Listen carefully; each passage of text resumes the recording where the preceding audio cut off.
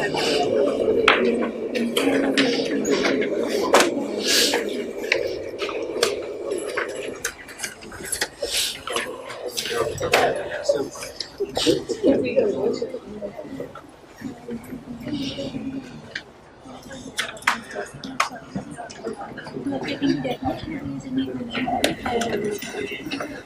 Number 1 पे आए किताब के,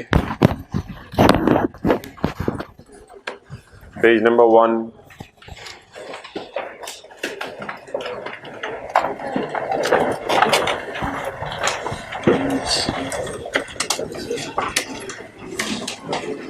IAS 16 के अंदर आपने FR1 में पढ़ा होगा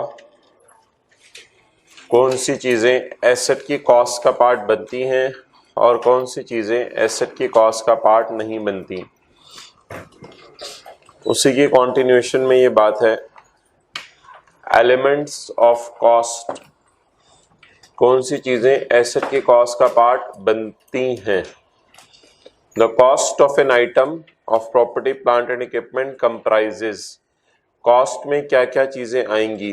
नंबर 1, फिक्स्ड एसेट खरीदने में क्या क्या चीजें एसेट की कॉस्ट का पार्ट बनेंगी। It's purchase price, import duties and non refundable purchase taxes. देखिए जो टैक्स वापस मिल जाना है वो एसेट की कॉस्ट का पार्ट नहीं बनेगा, और जो टैक्स वापस नहीं मिलना वो एसेट की कॉस्ट का पार्ट बन जाएगा। इसलिए लफ्ज क्या लिखा हुआ है, नॉन रिफंडेबल टैक्सेस। तो रिफंडेबल टैक्सेस एसेट की कॉस्ट का पार्ट नहीं बनेंगे। After deducting trade discounts and rebates, cash discount minus नहीं होता एसेट की कॉस्ट में से, सिर्फ कौन सा डिस्काउंट माइनस होता है, ट्रेड डिस्काउंट। ये बात याद रखिएगा, ट्रेड डिस्काउंट माइनस होता है एसेट की कॉस्ट में, कैश डिस्काउंट नहीं एसेट की कॉस्ट में माइनस होता। रिबेट्स भी डिस्काउंट्स की तरह ही। Any cost necessary to bring the asset to its present condition or location intended by management। Management ने जैसे नियत की हुई है वैसे एसेट को काबिल इस्तेमाल हालत में लाने तक के सारे खर्चे एसेट की कॉस्ट का पार्ट है। अच्छा, ऐसा हो सकता है, ये क्या मतलब है, condition intended, location intended by management. ऐसा हो सकता है कि एक ऑर्गेनाइजेशन ने एक जनरेटर ग्राउंड फ्लोर पे लगाया हो, एक जनरेटर 4th फ्लोर पे लगाया हो। अब नीचे वाले जनरेटर की कॉस्ट कम हो, ऊपर वाले जनरेटर की कॉस्ट ज्यादा हो, बिकॉज नीचे वाले जनरेटर की को जब लोड करके अनलोड किया उन्होंने तो इधर मजदूरों ने उठा के ग्राउंड फ्लोर पे इजीली रख दिया, लेकिन जब मजदूरों ने कहा कि जी 3rd 4th फ्लोर पे लेके जाने तो फिर हम पैसे भी ज्यादा लेंगे। तो इसका मतलब है कभी कभी चीज को उसकी रिक्वायर्ड डेस्टिनेशन तक पहुंचाने में खर्चा बढ़ जाता है। तो ये लफ्ज इसने लिखा है location and condition intended by management. जो मैनेजमेंट ने इंटेंशन शो की थी वो वाली कंडीशन तक जब चीज पहुंच जाए, that will be considered as cost. Point C, initial estimate of cost of dismantling. इस पे तकरीबन 2 दिन लगते हैं IAS 37 में। इसकी जनरल एंट्रीज हम करेंगे। जो हमारा अंदाजा है कि एसेट डिसमेंटल कितने में होगा, डिसमेंटल होते D install, asset D install कितने में होगा उसके अंदाजे को भी एसेट की कॉस्ट में ऐड किया जाता है। एग्जाम्पल्स ऑफ डायरेक्टली, आगे आ जाए थोड़ा, मुझे कहना, examples of directly attributable costs are, number 1, कौन सी चीजें एसेट की कॉस्ट में ऐड करते हैं। Number 1, cost of employ benefits. भाई एम्प्लॉय बेनिफिट्स होती है लेबर, और ये आमतौर पे अगर ऑर्गेनाइजेशन बिल्डिंग बना रही हो ना तो लेबर जो इस्तेमाल हो रही होती है उसको जो पैसे दे रहे होते हैं ये उस बिल्डिंग के कॉस्ट का पार्ट बनते हैं। तो एम्प्लॉय बेनिफिट्स से मुराद है लेबर की pay. Cost of employ benefits, labour की pay arising directly from the construction और एक्विजिशन ऑफ एन आइटम। चीज बनाते हुए भी लेबर को पैसे पे करने पड़ सकते हैं, चीज खरीदते हुए भी पे करने पड़ सकते हैं। कॉस्ट ऑफ साइट प्रिपरेशन, जैसे एसी को इंस्टॉल करने के लिए खोदने पड़ी, वॉल, तो दीवार खोदने के लिए जो पैसे दिए वो भी एसेट की कॉस्ट का पार्ट बनेंगे। या प्लांट को इंस्टॉल करने के लिए जमीन खोदनी पड़ी, cost of site preparation. Initial delivery and handling charges, installation and assembly cost, cost of testing, testing cost भी एसेट की कॉस्ट का पार्ट बनती है। Whether asset is functioning properly. After deducting proceeds from selling any item, मिसाल के तौर पे testing cost में आपने मटेरियल खरीदा दवाई बनाने वाला, और दवाइयों के सैंपल आपने जरा सस्ते दामों बेचे, तो अब जो मटेरियल खरीदने के पैसे आपने खर्च किए वो आपका आउटफ्लो होगा इनफ्लो। मटेरियल खरीदने के लिए जो पैसे दिए, शीशी खरीदी, डब्बा खरीदा, उसके अंदर मटेरियल खरीदा, वो जो खरीदने के लिए पैसे इनकर हुए होंगे वो आउटफ्लो होगा इनफ्लो, आउटफ्लो। और उस मटेरियल को सस्ते दामों बेचा ताकि चेक हो सके लोग खरीद रहे हैं या नहीं, तो फिर क्या हुआ होगा, अब इन दोनों को नेट करके एसेट की कॉस्ट में ऐड करेंगे। क्या लफ्ज लिखा हुआ है, after deducting proceed from selling any item, इसमें से माइनस कर दें बेच के जो पैसे आए। प्रोफेशनल फीस, ये लैंड वगैरह में होता है, अपने नाम लगवानी हो तो लॉयर को फीस देते हैं। Professional fees a part of cost of asset, not a part of cost of asset. कौन सी चीजें एसेट की कॉस्ट का पार्ट नहीं बनती? Examples of cost that are not a cost of an item of PP are cost of opening a new facility, नई facility open करने की cost. इसका मतलब होगा इनॉग्रेशन सेरेमनी, आपने कोई नई ब्रांच ओपन की बिजनेस की, उसमें जो इनॉग्रेशन सेरेमनी हुई, उसमें दावत हुई, पार्टी, उसके जो एक्सपेंसेस हैं वो एसेट की कॉस्ट का पार्ट नहीं होंगे। 2 लाख रुपए का होटल आपने बुक करा के उसमें लोगों को खाना खिलाया, cost of opening a new facility. Cost of introducing a new product और सर्विस, न्यू प्रोडक्ट इंट्रोड्यूस करने की कॉस्ट क्या होती है, that is called as advertising and promotional activities. Advertisement भी एसेट की कॉस्ट का पार्ट नहीं बनता, बल्कि पॉइंट बी में पढ़े, advertisement will be expensed out, cost of advertising and promotional activities. Cost of conducting business in a new location और with a new class of customer. नई लोकेशन पे आपने बिजनेस स्टार्ट करना था, आपने पेशावर में अपनी ब्रांच खोलनी है, अब आपने 50 में से 2 एम्प्लॉयज को चुना कि 2 तो तुम जाओ ना, बाकी वहां से आप हायर कर लेना। अब 2 को पश्तो सिखाई, तो 2 को जो पश्तो सिखाने के लिए पैसे इनकर हुए पश्तो स्पीकिंग क्लास में, उसको आप एसेट की कॉस्ट में ऐड नहीं करेंगे। यानी पेशावर में जो आप अपनी लैंड बिल्डिंग खरीद रहे हैं, प्लांट मशीनरी खरीद रहे हैं, उसमें इसको ऐड नहीं कर सकते।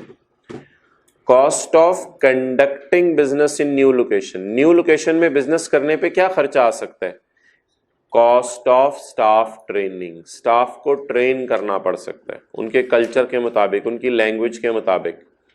ये खर्चा भी एसेट की कॉस्ट का पार्ट नहीं बनेगा, जैसे ही इनकर होगा एक्सपेंस में चला जाएगा। Admin and other general overheads, वो तो ऑब्वियसली बिजनेस के एडमिन एक्सपेंसेस में आ रहे होते हैं, ये भी एसेट के कॉस्ट का पार्ट नहीं है। Following costs are not included in the carrying amount, वही बात, not a part of cost of asset. ये चीजें एसेट की कॉस्ट का पार्ट नहीं है। Cost paid while an item is yet to be brought into use और is operated at less than full capacity. Costs paid while an item is yet to be brought into use.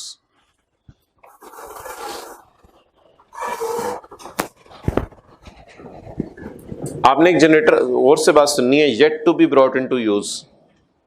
आपने एक generator खरीदा, वो generator अभी classes शुरू नहीं हुई, तो आपने सोचा कि चलो अभी क्लासेस तो शुरू नहीं हुई, तो इस जनरेटर को यहां इंस्टॉल नहीं करते, अभी टाइम है 2-3 महीने। साथ वालों के घर रखवा दिया, साथ वालों ने कहा महीने का किराया 2000 रुपया।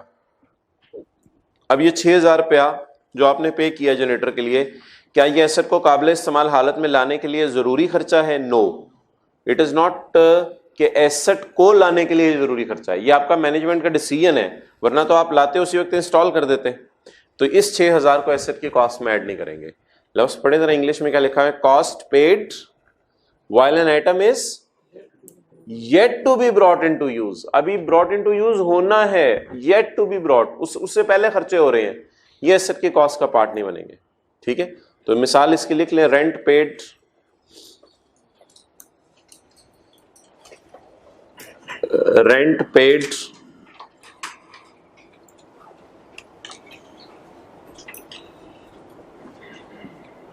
because management plan to install after 3 months, मिसाल के तौर पे because management plans to install generator after 3 months, management plan कर रही है जनरेटर को इंस्टॉल करने का 3 महीने के बाद।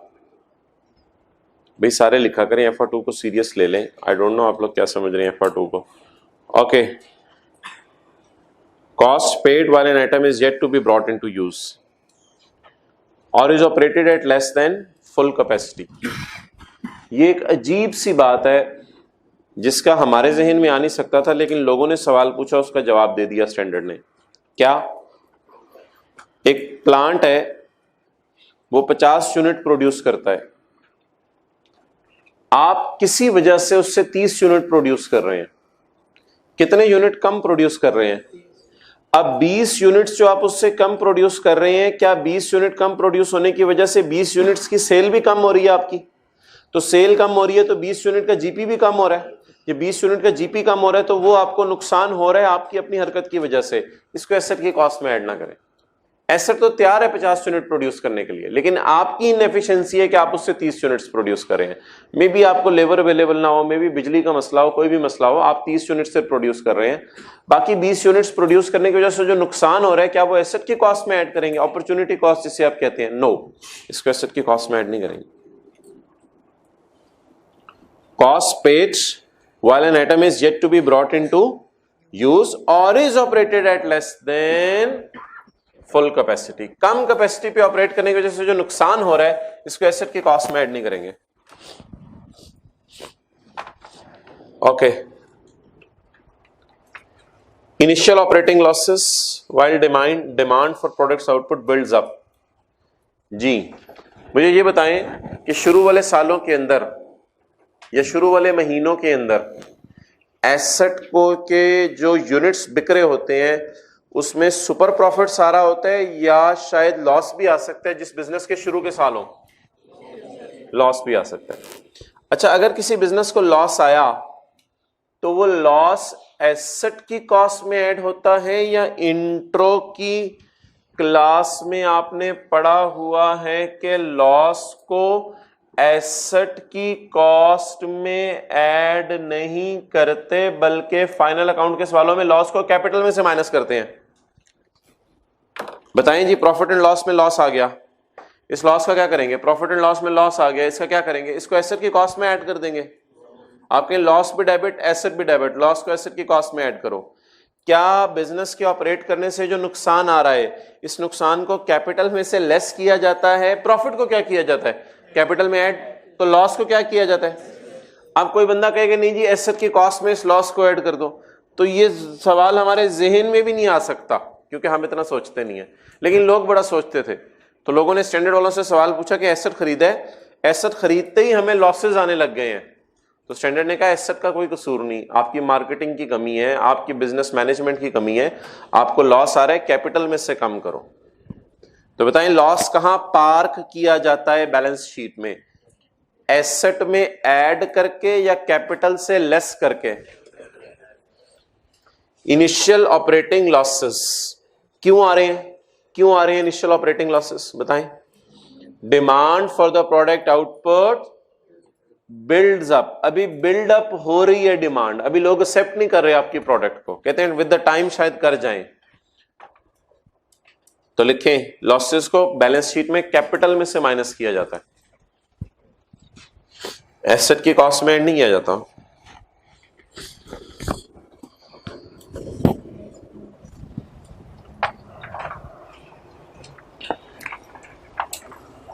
नेक्स्ट, कॉस्ट ऑफ रीलोकेटिंग और रीऑर्गेनाइजिंग पार्ट और ऑल ऑफ एंटिटीज ऑपरेशंस। क्या मतलब है जी?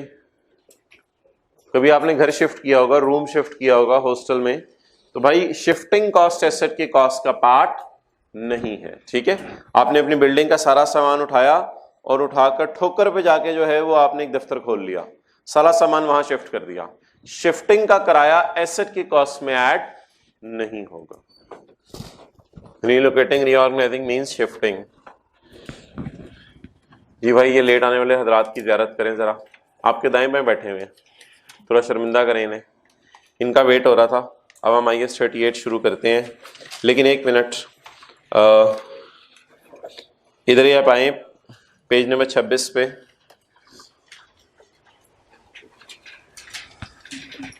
क्वेश्चन नंबर 2, इस तरह का सवाल आपको वेफर 1 में करा दिया जाता है। ये सिंपल सा सवाल है जिसमें हमने 4 बिल्डिंग्स खरीदी थी, उनमें से एक बिल्डिंग बेच दी है। रिक्वायर्ड है पेज नंबर 26 सफ़े का एंड, रिक्वायर्ड है prepare a note on PP, requirement पढ़ें जरा, FR1 का सवाल है। Prepare a note on for inclusion in financial statement in accordance with the IFRS। कौन सा नोट बनाना है, IAS 16 वाला या IAS 12 वाला? IAS 16 वाला नोट बनाना है। इसको सोल्यूशन में आए, पेज 29। एक तो नोट का टॉप वाला हिस्सा है, ये कल आपको समझा दिया हुआ है, लेकिन इसमें डिस्पोजल नहीं डालनी थी। डिस्पोजल FR1 में डालनी सिखाई गई है, किसी दिन इस सवाल को ट्राई कर लीजिएगा घर में, डिस्पोजल डाली गई है। नेक्स्ट, नोट की दुमें देखें, यानी ये इसको आप सब नोट भी कह सकते हैं, नोट के सब पार्ट्स। पहली दुम measurement base useful life depreciation rate. दूसरी दुम the last revaluation was performed by 1 January 15 by MS premier valuation and independent revaluation और परफॉर्म्ड एज फॉलोज। ये तीसरी भी नोट की दुम होती है, ये होती है कि अगर एसेट मार्केट वैल्यू पे ना आता तो इसकी बुक वैल्यू क्या होती। कितने लोगों को ये याद है, FR1 में ये बात पड़ी हुई है। अगर एसेट मार्केट वैल्यू पे ना आता तो इसकी बुक वैल्यू क्या होती। ये नोट अब ना कीजिएगा, इसमें थोड़ी कैलकुलेशन होती है, करने तो कर लीजिएगा, कोई हर्ज नहीं। चौथी दुम देखें नोट की जो आपको बताई थी, details of property plant and equipment disposed of during the year. इसमें कॉलम देखें कौन कौन से आते हैं, मुझे लग रहा है शायद एक कॉलम मैंने कल मिस कर दिया था। पहला कॉस्ट या रिवैल्यूड अमाउंट, दूसरा अकम्युलेशन, तीसरा कैरिंग अमाउंट, चौथा सेल प्रोसीड। ये शायद मिस हुआ था, गेन लॉस वाला या सेल प्रोसीड वाला मिस हुआ था, गेन लॉस। उसके बाद मोड ऑफ डिस्पोजल और पर्टिकुलर ऑफ बायर्स। ये फिगर्स के साथ अवेलेबल है इस सवाल के अंदर, आगे सारी वर्किंग्स हैं। तो बताएं IAS 16 में मेन नोट क्या होता है, वो जो हम बनाते हैं ओपनिंग से लेके ओपनिंग, एडिशन, क्लोजिंग। उसके बाद 2-3 सब नोट होते हैं, ये आपके सामने है, बेहतर है इनको नंबरिंग दे दें। पेज नंबर 29 पे आके 1.1 मेजरमेंट बेस से शुरू करें। मेजरमेंट बेस 1.1, फिर द लास्ट रिवैल्यूएशन 1.2, फिर हैड देयर बीन 1.3। ये हैड देयर बीन वाला भी आपको समझ आ जाएगा, आप पढ़ लेंगे तो समझ आ जाएगा। And 1.4 details of PP disposed of. बस आगे सारी वर्किंग्स है, वो सारी वर्किंग्स है। नीचे ऐसी समझने के लिए बिल्डिंग और अकोमोडेशन का टी काउंट बना हुआ है, ये आप बेशक ना बनाइएगा। पेज 30 पे कल इस चैप्टर का सवाल एक होमवर्क में दिया था, किन लोगों ने किया था, नोट बन गया था? ओके, मुझे ये बता दें कि एसेट अकाउंट में किसी भी वक्त क्या पड़ा होता है, latest market value, latest market value. Accumulative sin account में किसी वक्त क्या पड़ा होता है, लास्ट रिवैल्यूएशन डेट से। अगर लास्ट रिवैल्यूएशन बिल्कुल पिछले साल के आखिरी दिन हुई है फिर अक्यूमुलेशन में कुछ नहीं पड़ा होगा। अगर लास्ट रिवैल्यूएशन पिछले साल के आखिरी दिन हुई है तो अक्यूमुलेशन में 1 साल की ऑप्शन पड़ी होगी। अगर लास्ट रिवैल्यूएशन 3 साल पहले हुई है तो अक्यूमुलेशन में 3 साल की ऑप्शन पड़ी होगी। तो अक्यूमुलेटिव अकाउंट में किसी भी वक्त क्या पड़ा होता है, लास्ट रिवैल्यूएशन डेट से आज तक की डेप्रिसिएशन। और एसेट अकाउंट में किसी भी वक्त क्या पड़ा होता है, लेटेस्ट मार्केट वैल्यू। ओके, निकालें जी IAS 38। ये जो मैंने आपको IAS 16 का पेज पढ़ाया ना पहला, ये IAS 38 के लिए भी रेलेवेंट है।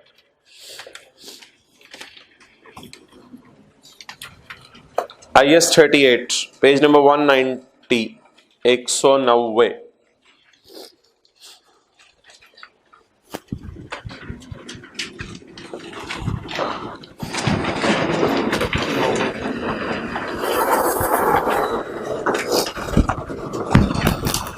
ये रजिस्टर साइड पे है।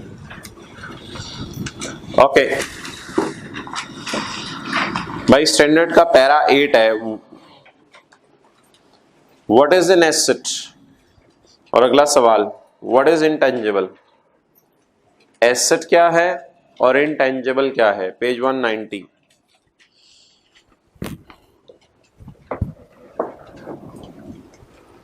ओके भाई, लैंड एक एसेट है, बिल्डिंग एक एसेट है।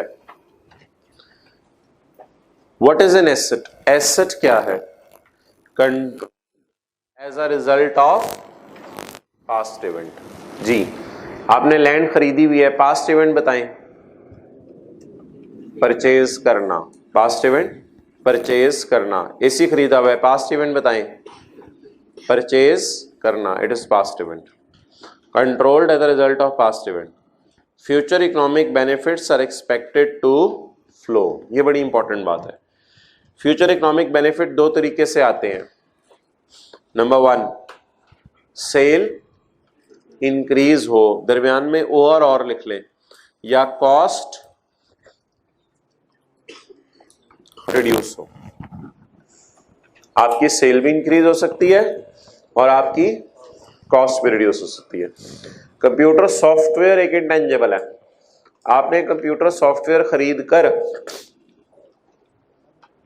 3 एम्प्लॉइज थे, 3 एम्प्लॉइज में से 2 एम्प्लॉइज को सिक्योरिटी गार्ड रखा हुआ था, आपने उन्हें निकाल दिया और कार्ड का सिस्टम इंट्रोड्यूस कर दिया। आप गेट की एंट्री के ऊपर जब भी लेबर आती है तो वो अपना कार्ड स्वाइप करती है, बस एक बंदा वहां खड़ा होता है और वो सिस्टम के थ्रू उनकी एंट्री का टाइम भी इन हो जाता है और एंट्री का एग्जिट का टाइम भी पता चल जाता है।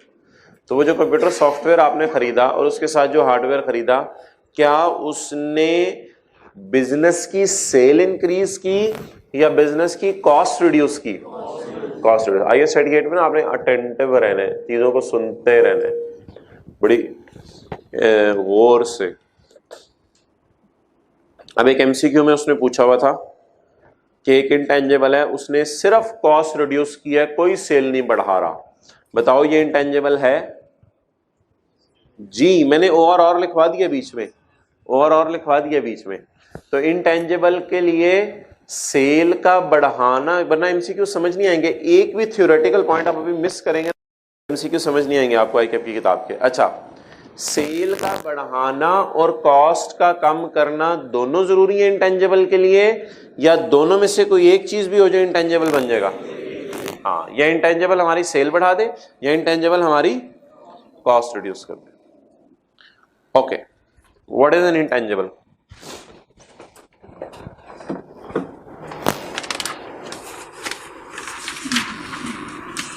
दो चार सफ़े पीछे आ जाए, ऐसे ही कुछ इंटेंजिबल्स के नाम लिख ले। शुरू में किताब में सफ़ा खाली होता है।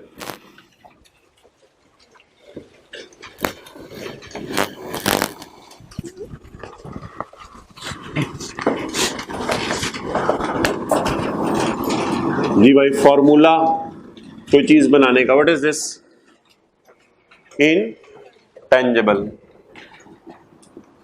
Patent intangible. Copyright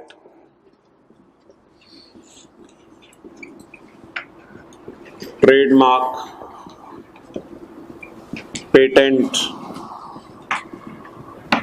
licence, software, these can be intangibles. And video film, audio film, कुछ भी, these are all intangibles.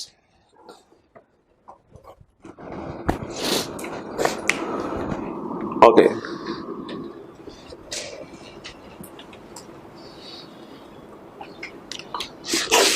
किसी बुक पब्लिशर का नाम बताएं, पब्लिशर का, कोई मशहूर दुनिया का पब्लिशर हो जिसका नाम आपको आता हो। हाँ जी, इमाइल वुल्फ। भाई कह रहे हैं इमाइल वुल्फ। EW भी लिखा होता है उनकी किताबों पे, इमाइल वुल्फ। कुछ किताबों में ऐसे फिर सर्कल भी लगाया होता है उन्होंने अपने नाम के साथ। इमाइल वुल्फ की किताब के अंदर जो डेटा है उस पर वो कॉपीराइट है उनका, और इमाइल वुल्फ जो किताब के बाहर लोगो है, साइन है, वो क्या है, ट्रेडमार्क है। तो कॉपीराइट में लिखे, कॉपीराइट क्या होता है ब्रैकेट में छोटा सा, समझ आ गई बात। बुक के अंदर जो डाटा है 400-500 सफ़े हैं, वो कोई और कॉपी पेस्ट करके अपनी किताब बना सकता है? नहीं, पहली चीज। दूसरी चीज, बुक के अंदर वाला डाटा ना उठाए, इनका नाम उठा ले और इनके नाम से किताबें छापने लग जाए, इज इट अलाउड? ना बुक के अंदर वाला मटेरियल उठाया जा सकता है, ना बाहर वाला मटेरियल, नहीं होता बाहर वाला मटेरियल, ना बाहर वाला लोगो साइन उठाया जा सकता है। ठीक है, तो ये डिफरेंस है छोटा सा कॉपीराइट और ट्रेडमार्क के अंदर। तो कॉपीराइट आपने लिखा, मटेरियल और पब्लिशिंग मटेरियल और कंटेंट इन बुक, बुक के अंदर जो पब्लिशिंग मटेरियल है ना उसको कोई यूज कर सकता है। और ट्रेडमार्क के साथ आपने ब्रैकेट में लिखा नेम, साइन, लोगो, जो भी है। अच्छा, पेटेंट्स आमतौर पे होते हैं प्रोडक्शन प्रोसेसेस, चीज के बनाने का तरीका, प्रोडक्शन प्रोसेस, वो भी चोरी हो जाते हैं। मिसाल के तौर पे पेप्सी वाले बोतल कैसे बनाते हैं, अब वो प्रोसेस है पूरा, उस प्रोसेस को अगर कोई चोरी कर ले तो आप कहेंगे पेटेंट की वायलेशन की है। पेटेंट भी लोग अपने नाम लगवाते हैं। पेटेंट मींस कि हमारा प्रोसेस भी कोई चोरी ना करे, बट कढ़ाई का प्रोसेस आप चोरी कर लें। अच्छा जी, तो पेटेंट। अच्छा, लाइसेंस क्या होता है? लाइसेंस ये होता है कि आप इस बंदे से जाके कॉपीराइट खरीद लें, इस बंदे से जाके कॉपीराइट खरीद लें और अपने नाम लाइसेंस लगवा लें। जी मेरे ज्यादा एक एग्रीमेंट हो जाए, किसी बंदे से जाके ट्रेडमार्क खरीद लें तो ये आपके नाम हो जाएगा ट्रेडमार्क। जितने अरसे के लिए आप चाहते हैं उसके नाम से चीजें छापें। ठीक है, फर्ज करें कोई कंपनी है, वो चाहती है कि भाई हमारे चीजें एक्सपैंड करें, तो आपको लाइसेंस दे देंगी। मिसाल के तौर पे एक ऐसी मिसाल दे रहा हूं, इमाइल वुल्फ की अकाउंटिंग की किताबें बड़ी मशहूर हो गई, अब एक ट्रेडमार्क है। इमाइल वुल्फ वालों को किसी ने कहा जी मेडिकल की किताबें लिखें, उन्होंने कहा जी हमारा नाम तो है, तजर्बा नहीं है इसमें। अब कुछ मेडिकल प्रैक्टिशनर्स, डॉक्टर्स, पीएचडीज उनके पास गए और उन्होंने कहा जी हमें नाम दे दें इमाइल वुल्फ का, किताबें हम लिख देंगे। तो उन्होंने सिर्फ नाम दे दिया उनको। अब इन्होंने वो नाम 5 साल के लिए लाइसेंस एग्रीमेंट करके अपने नाम लगवा लिया। अब इन्होंने किसको अपने नाम लगवाया है? ट्रेडमार्क को। कितने अरसे के लिए? 5 साल के लिए। तो अब इन्होंने 5 साल के लिए उसको अपने नाम लगवा लिया। It is called as licence. तो ये लाइसेंस है। तो लाइसेंस में आगे लिख लें, you bought a copyright, you bought a trademark, you bought a patent, you bought copyright / trademark / patent। आपने खरीदा और थोड़े अरसे के लिए अपने नाम लगवा लिया। वो लाइसेंस की फिर लाइफ होती है, हमेशा के लिए आपके नाम नहीं लगाने देते वो। You bought a video film, आपने नेशनल ज्योग्राफिकल वालों को कहा कि हमें 2 साल के लिए ये वीडियो चलाने की इजाजत दे दो। अब वो लाइसेंस एग्रीमेंट हो गया, आपने अपने नाम लगवा लिया। तो लाइसेंस ऊपर वाली सारी software, you bought a licence for software, software आपने अपने नाम लगवा लिया। फ्रेंचाइज,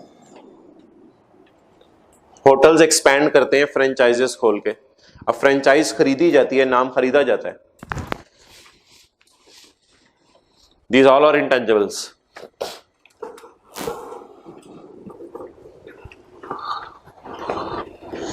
और intangibles, हाँ, goodwill is an intangible. Intangible खरीदे जाते हैं या खुद बनाए जाते हैं? बताएं, इंटेंजिबल परचेज किए जाते हैं या खुद बनाए जाते हैं?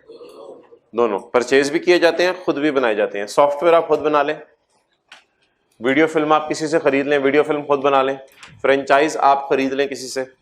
इंटेंजिबल खरीदे भी जाते हैं और इंटरनली जनरेट भी होते हैं। नहीं जगह, इधर आओ, सेकंड में, थर्ड, फर्स्ट रो में आ जाओ।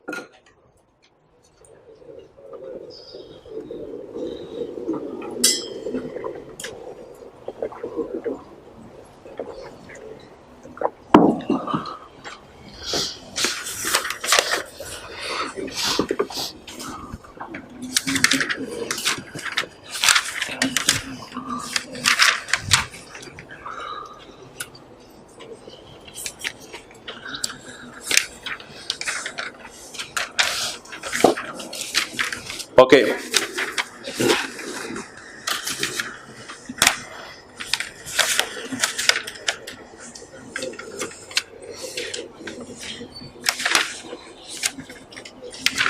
आ जाए, किस पेज पे थे हम?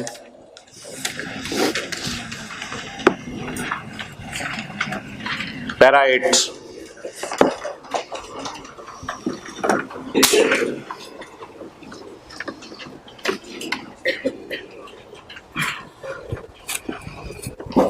अच्छा जी, आइडेंटिफिएबल। सबसे पहली बात है, इंटेंजिबल के इंटेंजिबल होने के लिए शर्त है, इंटेंजिबल के इंटेंजिबल होने के लिए शर्त है कि ये आइडेंटिफाई हो सके। आइडेंटिफिएबल कहते हैं, आपको समझ नहीं आएगा। आइडेंटिफिएबल का मतलब है सेपरेबल। ओके, कुछ चीजें होती हैं जो सेपरेट हो सकती हैं, कुछ चीजें होती हैं जो सेपरेट नहीं हो सकती। अजीब सी मिसाल देता हूं, एक आदमी है, उसने बैग पहना हुआ है, बैग उससे सेपरेट हो सकता है। नोज, बच्चों के साथ मजाक करते ऐसे खींचते हैं, लेकिन वो खींचा नहीं जाता, ठीक है, इट इज नॉट सेपरेबल। ये सेपरेबल नहीं है। किसी का कान, इट इज नॉट सेपरेबल। कुछ चीजें सेपरेबल होती हैं, कुछ चीजें सेपरेबल नहीं होती। क्या ऑर्गेनाइजेशन वीडियो फिल्म अगर एक ऑर्गेनाइजेशन ने बनाई है या सॉफ्टवेयर बनाई है तो पूरी ऑर्गेनाइजेशन बेचनी पड़ेगी या सेपरेट करके वो सॉफ्टवेयर बेचा जा सकता है? तो it means software is separable. Software is separable. Organisation अपने आप से सेपरेट करके चीज को बेच सकती है। अगर एक सॉफ्टवेयर कंपनी ने सॉफ्टवेयर अच्छा बना लिया है तो पूरी सॉफ्टवेयर कंपनी नहीं बेचनी पड़ेगी, बल्कि उसका सॉफ्टवेयर अलग से बिक सकता है। तो शनाख्त होने की पहली मिसाल बताएं, वो सेपरेबल हो और लिखें दोनों के दरमियान में, और लीगल और कॉन्ट्रेक्चुअल राइट। अच्छा, अब कुछ लोगों ने सवाल किया, जी ये जो लाइसेंस है ना, लाइसेंस ये हमने लिया, ये सेपरेट नहीं हो सकता क्योंकि लाइसेंस एग्रीमेंट में लिखा हुआ है ये लाइसेंस आप आगे किसी और को नहीं दे सकते। अब डॉक्टर्स जो थे 5-6, उन्होंने मिलके इमाइल वुल वालों से क्या खरीदा था? ट्रेडमार्क खरीदा था, उनका नाम खरीदा था। अब वो डॉक्टर्स जो 5-6 हैं वो लाइसेंस को यूज कर रहे हैं, क्या वो लाइसेंस उनसे सेपरेट हो सकता है? नो, उनसे सेपरेट इसलिए नहीं हो सकता कि वो अलग करके बेचना चाहें तो एग्रीमेंट में लिखा है ये लाइसेंस आप खुद इस्तेमाल कर सकते हैं, 5 साल आगे किसी को नहीं बेच सकते। तो फिर लोगों ने कहा कि ये तो फिर गड़बड़ हो गई। तो स्टैंडर्ड ने कहा नहीं नहीं नहीं नहीं, कुछ चीजें सेपरेबल नहीं होती फिर भी इंटेंजिबल हैं अगर वो लीगल या कॉन्ट्रेक्चुअल राइट हो। तो लीगल या कॉन्ट्रेक्चुअल राइट भी इंटेंजिबल है, चाहे सेपरेबल हो या ना हो। अच्छा, टेंजिबल सारे सेपरेबल होते हैं। लैंड बेच दें, बिल्डिंग बेच दें, एसी ऑर्गेनाइजेशन से अलग करके बेच दें, पंखा बेच दें। टेंजिबल्स में तो ये मसला ही नहीं, मसला इंटेंजिबल्स में था। तो इंटेंजिबल्स या सेपरेबल होने चाहिए या लीगल और कॉन्ट्रेक्चुअल राइट होना चाहिए। अच्छा, इंटेंजिबल हमेशा नॉन मॉनेटरी होते हैं भाई। Monetary assets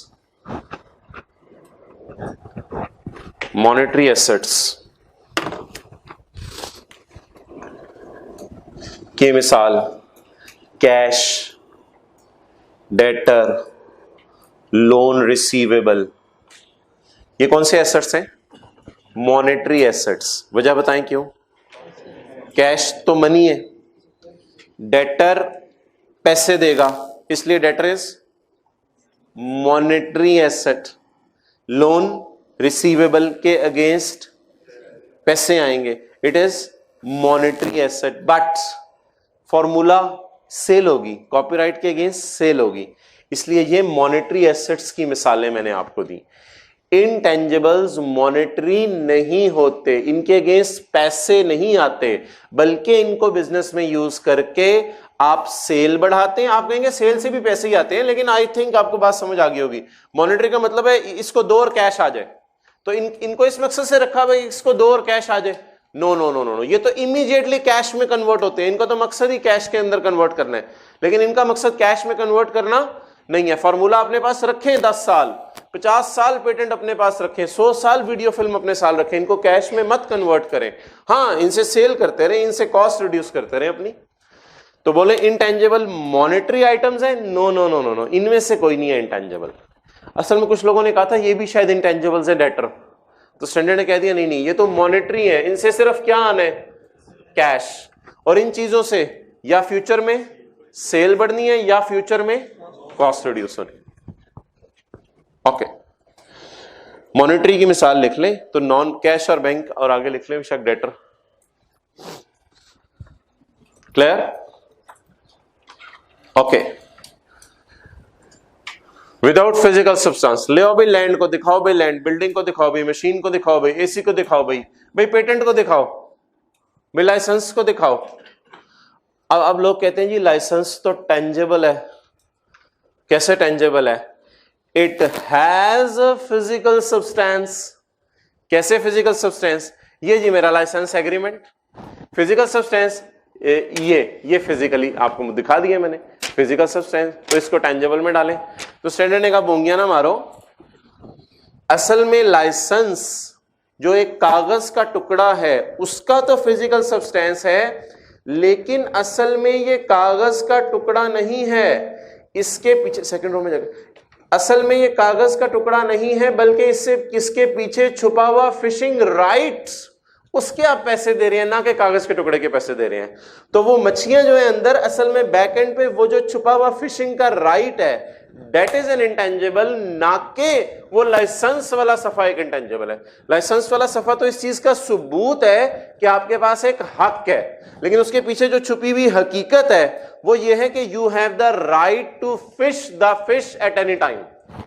okay, next, intangible को इंटेंजिबल कहने के लिए कितनी शराइत है? और एक और काम कर लें, ये जो 3 बुलेट है ना, इन 3 बुलेट्स में तीसरे बुलेट से पहले एंड लिख लें। ये तीनों शराइत पूरी होनी जरूरी है,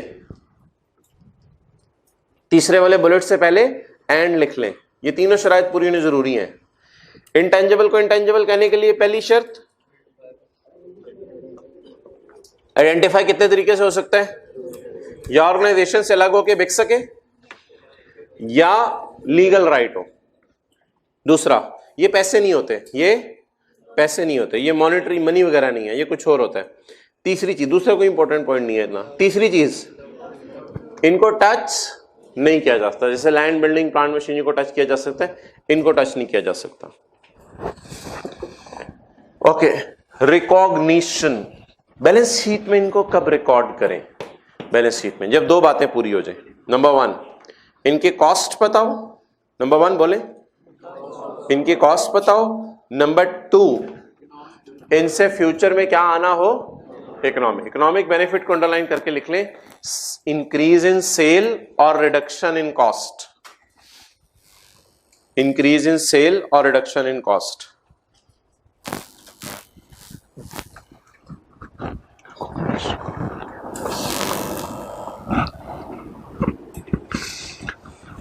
ये सारी बातें याद रखनी है, कोई रट्टा मारने की जरूरत नहीं। स्टैंडर्ड के पैरा नंबर लिख दिए हुए हैं। अब आपने काम ये करना है कि घर जाना है, घर में जाके जो स्टैंडर्ड आपने खरीद लिया है ICAP से, उसमें हाईलाइटर से इन पैरास को आज हाईलाइट कर लीजिएगा। जो पैरास आपको मैं पढ़ा रहा हूँ वो घर में हाईलाइटर से हाईलाइट करते रहें, और ज़रूर IAS 38 में तो आपको स्टैंडर्ड की घर में ज़रूरत पड़ेगी, हाईलाइट करते रहें ताकि आपको ये जो सारी चीज़ें मैं पढ़ा रहा हूँ याद ना करनी पड़े, आप स्टैंडर्ड का पैरा देख के वहीं से रिवाइज कर लें। ओके, नेक्स्ट, मेजरमेंट नहीं लेने साथ वाले ने, छोड़े उसको जितना भी आप कह देंगे उसे। अच्छा, measurement, what is the difference between recognition and measurement? आज ही चले जाए ICAP, व्हाट इज द, वो रिजल्ट ना रहे होंगे, आप उससे स्टैंडर्ड मांगे, आपके तो अपना काम करो, हम अपना काम कर रहे हैं। अच्छा, what is the difference between, Karachi में बन रहा है वैसे result, what is the difference between recognition and measurement? भाई जितने स्टैंडर्ड्स हैं ना, जितने स्टैंडर्ड सारे के सारे, उनमें ये 2 बातें जरूर होती हैं, ये अकाउंटिंग की बेस है, आज सुन लें, रिकॉग्निशन एंड मेजरमेंट, ये अकाउंटिंग की बेस है। रिकॉर्ड और मेजर, इन दोनों में फर्क बताएं। रिकॉर्ड मींस रिकॉर्ड करना भी है या नहीं, एसेट बनाना भी है या नहीं। अगर रिकॉर्ड करने का डिसीजन हो गया तो अगला सवाल, कितने रुपीस पे रिकॉर्ड करना है? मेजरमेंट, मेजरमेंट, रिकॉग्निशन का मतलब है एसेट डेबिट करना है या एक्सपेंस डेबिट करना है, यानी इस काबिल भी है एसेट बनाए या एक्सपेंसेस में डाल दें। और मेजरमेंट का क्या मतलब है, अगर डिसाइड हो गया एसेट बनाना है तो किस वैल्यू पे बनाने? इनिशियल मेजरमेंट किस पे होगी? पहली दफा देख ले, नीचे कुछ नहीं होता। इनिशियल मेजरमेंट किस पे होगी? कॉस्ट पे। सब्सिक्वेंट मेजरमेंट किस पे होगी? एट कॉस्ट मॉडल और रीवैल्यूएशन मॉडल। इसमें और IS 16 में सबसे बड़ा फर्क, IS 38 IS 16 एक जैसे हैं चंद फर्कों के अलावा, इसमें और IS 16 में सबसे बड़ा फर्क पॉइंट 1 में लिखा हुआ है। 4 पॉइंट्स में से जो पॉइंट 1 है, ये सबसे मेजर डिफरेंस है इसमें और IS 16 में।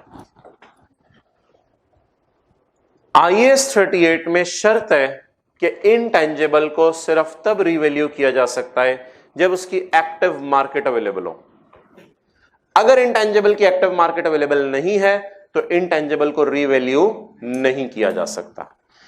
लैंड की एक्टिव मार्केट अवेलेबल है पाकिस्तान में, बिल्डिंग की एक्टिव मार्केट अवेलेबल है, प्रॉपर्टी डीलर की दुकानों पे लिखा होता है घर ही घर, ठीक है, खुद किराए के घर पे रह रहे होते हैं, घर ही घर लिखा होता है, ऐसे इसमें। अच्छा जी, प्रॉपर्टी डीलर की दुकानों पे लिखा होता है कि ये सारी चीजें अवेलेबल हैं। इसी तरह पंखे भी एक्टिव मार्केट है, एसी की भी एक्टिव मार्केट अवेलेबल है, फ्रिज की भी एक्टिव मार्केट अवेलेबल है, बट इनटेंजिबल्स की एक्टिव मार्केट अवेलेबल नहीं है। There is no market in Pakistan where there are active buyers and sellers of copyright. There is no active in Lahore, there is no active market in Lahore even। छोटे शहरों को तो छोड़े, लाहौर में कोई active मार्केट नहीं है जहां ट्रेडमार्क खरीदे बेचे जाते हो। हाँ, सॉफ्टवेयर की लाहौर के अंदर आपको मार्केट मिल जाएगी, छोटे शहरों में शायद ना मिले, बड़े शहरों में आपको सॉफ्टवेयर की एक्टिव मार्केट मिल जाएगी। You can at any time buy a software, and if you have a software you can anytime sell it by going in that market। उस मार्केट में आप जाएं और मार्केट में जाके फीस सेंटर में सॉफ्टवेयर खरीद भी सकते हैं और बेच भी सकते हैं। तो 90% इंटेंजिबल्स की मार्केट नहीं होती, इसलिए उनको रीवैल्यू नहीं किया जाता। बाकी जो 10% 15% गिने चुने सॉफ्टवेयर हो जिस मुल्क में हो, अगर उनकी एक्टिव मार्केट अवेलेबल हो तो उनको रीवैल्यू किया जाता है। अब ICAP ने इस कॉन्सेप्ट को कैसे टेस्ट किया था? आई होप आप सारी बातें सुन रहे हैं। ICAP ने इस कॉन्सेप्ट को ऐसे टेस्ट किया था कि ICAP ने एक सवाल दिया था कि एक इंटेंजिबल है, उसकी एक्टिव मार्केट अवेलेबल नहीं है, लेकिन एक इंडिपेंडेंट वैल्यूअर ने उसकी कीमत लगा दी है। अब बच्चे माशाल्लाह रिवैल्यूएशन की एंट्रीज करके आ गए सारी की सारी, और ICAP पे जब सोल्यूशन आया तो ICAP ने लिखा था no active market available so asset will be kept at cost. बस, एक्टिव मार्केट नहीं है तो एसेट को किस पे रखा जाएगा? कॉस्ट पे रखा जाएगा। तो IS 16 में इंडिपेंडेंट वैल्यू और वैल्यू लगाता था, हम उसको ऑनर करते थे, क्योंकि IS 16 में शर्त नहीं थी कि एक्टिव मार्केट हो। अब अगर एक चीज की मार्केट नहीं है और एक्सपर्ट कह दे मेरा कॉपीराइट इतने का है, IS 38 कहता है you are not allowed to revalue, आपको इजाजत नहीं है रीवैल्यू करने की। आप कौन होते हो रीवैल्यू करने वाले? बाजार बताओ कहां ये बिकना है? बाजार है नहीं, रीवैल्यू किए जा रहे हो। एक्सपर्ट बाद में बोंगा निकला। पॉइंट 1 पे बहुत बात हो गई। ओनली बी रीवैल्यूड इफ, आगे लिखें, इफ एक्सपर्ट से it is market value ignore it. अगर एक्सपर्ट कहे ये मार्केट वैल्यू, ऐसे इग्नोर करें। एक्टिव मार्केट क्या होती है? बायर हो, सेलर हो, दुकान खुली हो, लोग आ रहे हो, चीजें बेच रहे हो, खरीद रहे हो। क्या हो रहा है जी? क्या हो रहा है? रश लो जी, ट्रेडमार्क बेचे जा रहे हैं, ट्रेडमार्क खरीदे जा रहे हैं। कोई मार्केट नहीं ऐसी। क्या हो रहा है जी? लोगो बेचे जा रहे हैं, लोगो खरीदे जा रहे हैं। नहीं, कोई मार्केट नहीं पाकिस्तान में ऐसी। तो आमतौर पे इंटेंजिबल्स की मार्केट नहीं होती। इफ नो, बल्कि लिखा हुआ, सॉरी पॉइंट 2 में वो बात लिखी हुई थी, if no active market and value और assign a value we will not revalue. अच्छा, क्या कभी ऐसा हो सकता है कि इंटेंजिबल की एक्टिव मार्केट हो फिर भी आप रीवैल्यू ना करें?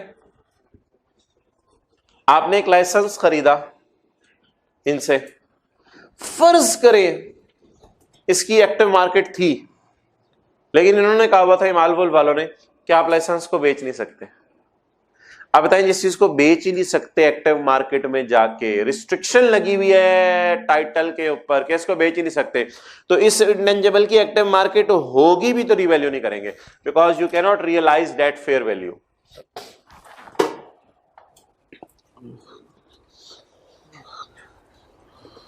इफ दे आपको अबू ने मोबाइल दिया, वो मोबाइल जितना मर्जी महंगा होता जा रहा है, मोटरसाइकिल लेके दिया जितना मर्जी महंगा होता जा रहा है, अबू ने कहा तूने वापस मुझे ही करना है, अब आपको क्या उसके महंगा होने का फायदा? If there is restriction on transfer of sale we will not revalue. आगे लिखा even effective market is available, चाहे एक्टिव मार्केट अवेलेबल है फिर भी नहीं, even effective market is available.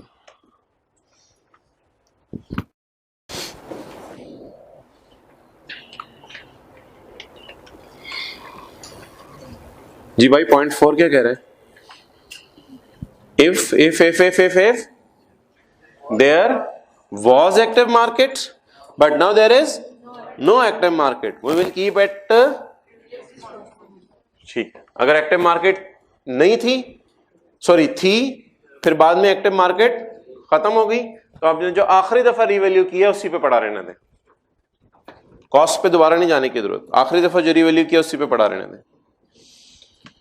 ये डिस्कशन कल करनी है राइट साइड पे सफे के टॉप पे, अमोर्टाइजेशन और इंपेयरमेंट।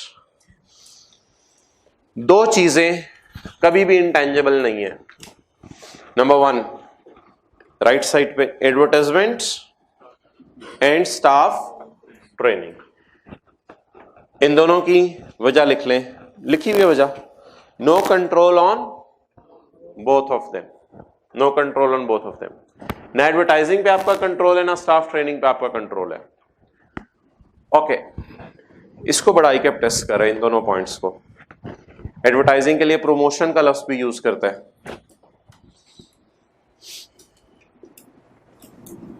अच्छा, ओमोर आइसक्रीम आई थी, तो ओमोर आइसक्रीम ने माशाल्लाह जो है वो ऐसी एडवर्टाइजमेंट की थी, घर से निकलते थे सामने जो है वो नजर आता था। तो अब वो इतनी एडवर्टाइजमेंट की, क्या वो एडवर्टाइजमेंट करने के बाद कस्टमर पे कंट्रोल आ गया कि ये जरूरी मेरी दुकान पे आएगा? ही कैन स्टिल बाय दीवारें, he can still buy walls. अगर वो दिल चाहे कॉर्नेटो खा ले, तुम कौन होते हो रोकने वाले? ठीक है, ले नजर मारे फ्रीजर खोले, ओमोर का ओमोर ओमोर ओमोर ओमोर, नहीं कॉर्नेटो, ठीक है। तो you can not control the customer. Similarly I cap में बच्चे एएससी के पेपर देके बाहर निकले, हर कॉलेज वाले ने उधर एडवर्टाइजमेंट की कि कैफ हमारे पास पढ़ो। अब मेरे भाई अगर आप जितनी मर्जी एडवर्टाइजमेंट कर लें और उधर खड़े होकर बच्चे कह भी जाएं शर्मा शर्मी हम आपके पास ही आएंगे, फिर भी they can go anywhere. So you have no control over customer. Number 2 staff training.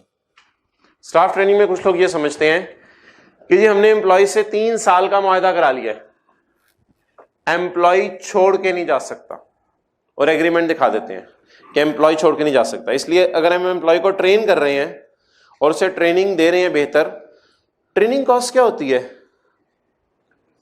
Trainer को पैसे दिए जाते हैं। मिसाल के तौर पे राइस कॉलेज वाले बाहर से किसी जॉन को बुलाएं और जॉन को बुला के कहें टीचर्स को बताओ पढ़ाना कैसे है, तो जॉन साहब अपनी आके बोंगियां, अब जॉन साहब जो है वो 10 लाख रुपए लेके चले जाए कि जी भाई इस काम के मुझे 10 लाख दें, it is training cost, it is incurred on employ. लेकिन ट्रेनिंग देने के महीने बाद वो जो ट्रेनिंग स्किल हासिल की है एम्प्लॉय लेके छोड़ के जा सकता है।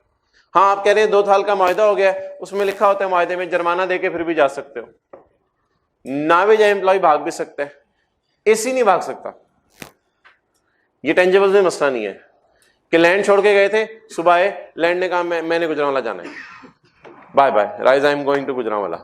It is not the problem in tangibles, it is the problem in intangible. Staff training पे आपका कंट्रोल नहीं है, इसलिए यू कैन नॉट, एमसीक्यू एक आया हुआ था कि आप अपने एम्प्लॉय को, अगला सवाल ये भी होता है एम्प्लॉय को क्यों नहीं इंटेंजिबल के तौर पे शो कर रहे हैं? एम्प्लॉय भी तो एक इंटेंजिबल है जिससे बेनिफिट्स मिल रहे हैं। तो जवाब ये हमारा उसके ऊपर क्या नहीं है, कंट्रोल नहीं है। रेजिडुअल वैल्यू भाई इंटेंजिबल्स की हमेशा 0 होती है, बस हमेशा 0। The residual value shall be considered as 0। हाँ, ये दोनों बातें आमतौर पे नहीं होती unless there is commitment by third party. कोई तीसरी पार्टी कह दे मैं इतने का ले लूंगी तुमसे, या ये भी नहीं होता इतना। There is active market for, अगर कोई एक्टिव मार्केट है जहां इंटेंजिबल बिकता है तो वेल इन गुड, अगर एक्टिव मार्केट नहीं है, थर्ड पार्टी ने कह दिया है मैं इतने का ले लूंगा, तो फिर तो मसला ही नहीं, फिर तो उसने कंफर्म कमिटमेंट होनी चाहिए, ऐसे जुबानी कलामी नहीं होना चाहिए। Okay, come on next page, page 191। Intangibles can be of two types, number 1 acquired and number 2 internally generated।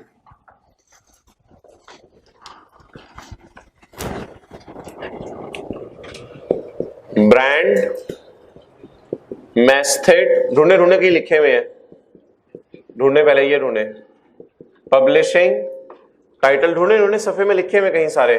चौथा नाम कस्टमर लिस्ट, उंगली रख देना साथ वाले किताब पे, उसे ये ना कहा करें नजर नहीं आ रहा, ढूंढ दे उसे, कस्टमर लिस्ट।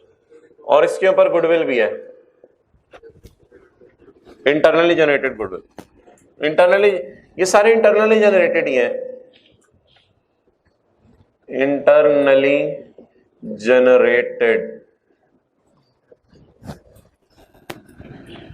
ये 5 चीजें अगर इंटरनली जनरेटेड हैं तो ये इंटेंजिबल नहीं है। ये 5 चीजें अगर इंटरनली जनरेटेड है, इंटेंजिबल नहीं है। अच्छा जी, ब्रांड नेम, जे डॉट कहते हैं जी ये मेरा ब्रांड नेम है, ब्रांड नेम। मेथड, मैसेज होता है न्यूज़पेपर का टाइटल, जंग अखबार में जंग में जीम नून काफ, मेथड है। पब्लिशिंग टाइटल, जिसको ट्रेडमार्क भी हमने कहा है अभी, पब्लिशिंग टाइटल हो सकता है, जैसे इमाइल वुल्फ, इमाइल बफलो नहीं है, शुक्र है। कस्टमर लिस्ट, ये 5 चीजें ऐसी हैं कि अगर आप इंटरनली जनरेट कर लें तो क्या लफ्ज लिखा हुआ है, नॉट एन इंटेंजिबल। जरा किताब पे देखें, लिखा हुआ है नॉट एन, ये इंटेंजिबल क्यों नहीं है?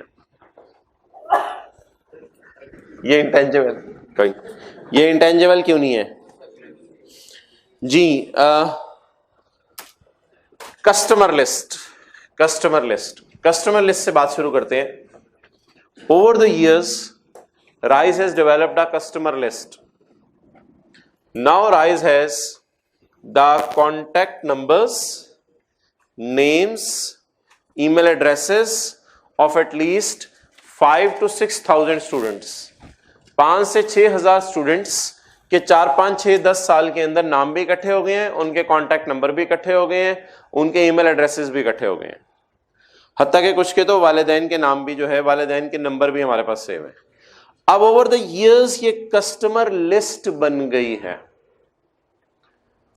अब इस कस्टमर लिस्ट की पूछा जाए जी क्या फ्यूचर इकोनॉमिक बेनिफिट आना है, तो जवाब ये है, इससे फ्यूचर इकोनॉमिक बेनिफिट ये आना है कि सरासिफ की अगर फाइनल की ऑडिट की क्लास शुरू करानी है तो इन 6,000 लोगों को आप मैसेज कर दो।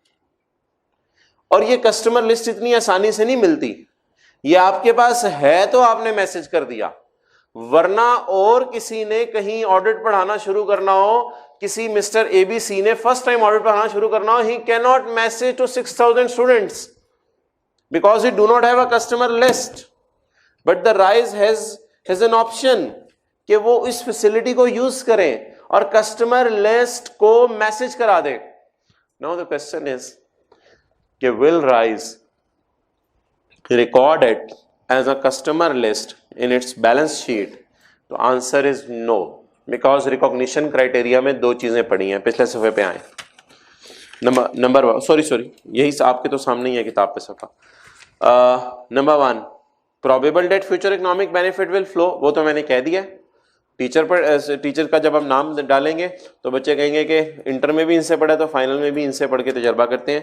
And cost can be measured reliably, cost cannot be measured reliably, customer list की। अब आप प्रिंसिपल साहब से पूछें जाके जी कस्टमर लिस्ट आपने कितने में बनाई, प्रिंसिपल साहब कहेंगे कस्टमर लिस्ट तो बन जाती है, स्पेशली तो नहीं बनाई हमने, ना हमारा मकसद था कस्टमर लिस्ट बनाना, वो तो बन जाती है। कैसे बन जाती है? बच्चा आता था, मकसद होता था उसको कैफ में एडमिशन देना, इसलिए उसका नाम और नंबर नोट कर लेते थे। मकसद तो था ही नहीं कस्टमर लिस्ट बनाने का। लेकिन ओवर द इयर्स हमें एक अंदाजा हुआ कि हमारे पास एक बड़ी जबरदस्त किस्म की लिस्ट है, which a thief will be interested as well in theft। वो तो थीफ भी थेफ्ट के अंदर जो इंटरेस्टेड होगा, भाई ये लिस्ट किसी तरह मुझे मिल जाता कि मैं भी अपना कॉलेज खोल लूं।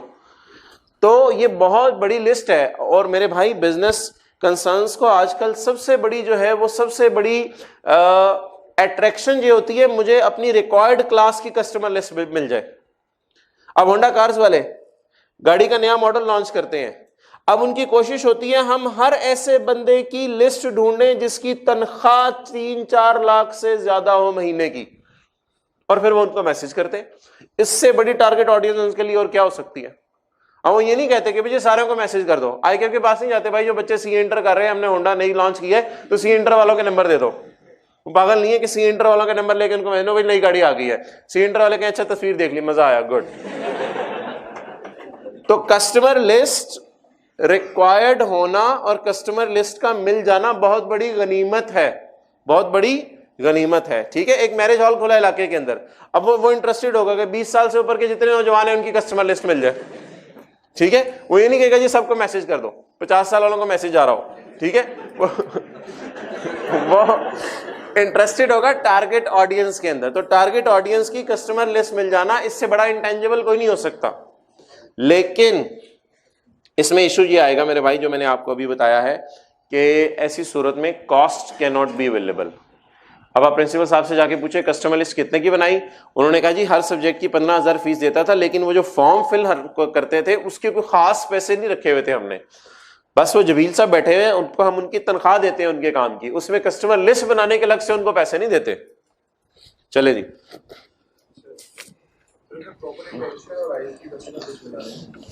फिर भी स्टैंडर्ड नहीं, स्टैंडर्ड है कस्टमर लिस्ट आप किसी भी सूरत में इंटेंजिबल नहीं करा सकते।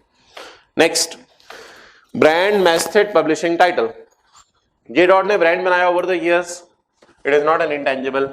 जे डॉट इसको रिकॉर्ड नहीं कर सकता बैलेंस शीट में, इजाजत नहीं है, क्योंकि ब्रांड बनने में कॉस्ट क्या आई पता नहीं जी, बस अच्छी क्वालिटी का कपड़ा खरीदते थे और वो स्टिच करके देते थे, कोई नियत नहीं थी नाम बनाने की। मैसेट जंग का नाम बनाने में कितने पैसे आए पता नहीं, ये अच्छी किताबें लिखी, इत्तफाकन नाम भी चल पड़ा इनका, पब्लिशिंग टाइटल मशहूर हो गया, तो इसको इंटेंजिबल रिकॉर्ड नहीं करेंगे। अकाउंटेंट्स एक कमरे में बैठे, जो बाबे अकाउंटेंट्स थे, बाबे अकाउंटेंट्स को एक सफा दिया गया, उस सफे पर 1000 के करीब इंटेंजिबल्स के नाम थे। ये तो मैंने आपको 8-10 दिखाए हैं ना, 8-10 इधर है, 5-6 इधर है। तो अकाउंटेंट्स को एक कमरे में बिठा के 1000 के करीब इंटेंजिबल्स के नाम लिख के दिए गए। उन 1000 में से छांटी करके सिर्फ 5 इंटेंजिबल्स अकाउंटेंट ने ऐसे निकाले जो जिस ऑर्गेनाइजेशन ने खुद बनाए हो वो ऑर्गेनाइजेशन इनको इंटेंजिबल नहीं कह सकती। बाकी इंटेंजिबल्स, मिसाल के तौर पे कंपनी कहती है मैंने सॉफ्टवेयर बनाया है, अगर आपने वो खुद बनाया है तो सॉफ्टवेयर आपका इंटेंजिबल हो सकता है if you are internally generating it. Why? Software क्यों इंटेंजिबल हो सकता है अगर मैंने इंटरनली जनरेट किया है, इसमें सॉफ्टवेयर नहीं आ सकता। नहीं, दो बातें, cost can be made reliably and future economic benefit is available. तो सॉफ्टवेयर से फ्यूचर में बेनिफिट तो आएगा। How cost can be made reliably? भाई साइंसदानों को बिठाया और उनको 2 महीने की तनख्वाह दी है, तो cost can be made reliably. Pepsi वाले फॉर्मूला बनाया, अब वो फॉर्मूला हम यहां डाल दें, नहीं इजाजत, फॉर्मूला यहां नहीं आएगा, बिकॉज फॉर्मूला बनाने के अंदर एक पूरा प्रोसेस इन्वॉल्व होगा। आप एक्सपर्ट्स को बिठाएंगे, बिठा के उनको कहेंगे साल का आपको प्रोजेक्ट दे रहे हैं, साल में हर एक्सपर्ट को आप 1 लाख रुपया तनख्वाह देंगे, 3 एक्सपर्ट्स आपने बिठाए, लाख से अरब 3 लाख रुपया महीने का, जरब 12, 36 लाख रुपया साल का, 36 लाख रुपए का वो फॉर्मूला बन गया। बस cost can be made लायबली।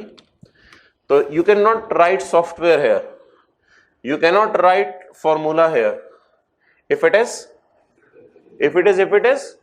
Internally generated. तो इंटरनली जनरेटेड सिर्फ कितनी चीजें ऑर्गेनाइजेशन अपनी बैलेंस शीट में शो नहीं कर सकती, अच्छा, एक ही तरह के, वो खास फर्क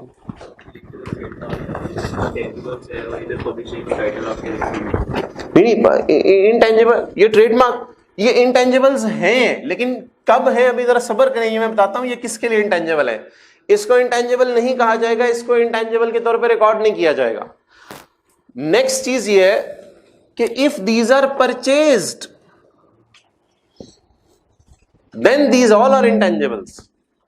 अगर ये खरीदे जाए तो ये सारे के सारे इंटेंजिबल्स हैं। इसकी मिसाल लें, अब कस्टमर लिस्ट है, कस्टमर लिस्ट मैंने आपको बता दिया राइस के लिए इंटेंजिबल नहीं है।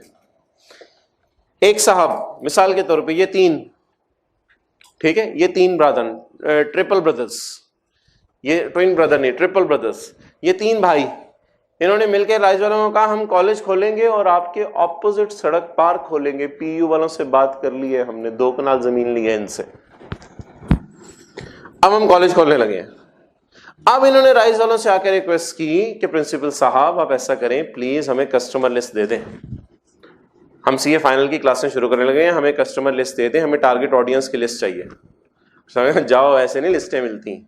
अगले दिन 2 करोड़ रुपए लेके आए, सर प्लीज लिस्ट दे दें। सर कोई मसला नहीं, कब चाहिए आपको लिस्ट? मैंने कहा जी कल दे दें। 2 करोड़ रुपया दिया और लिस्ट लेके चले गए।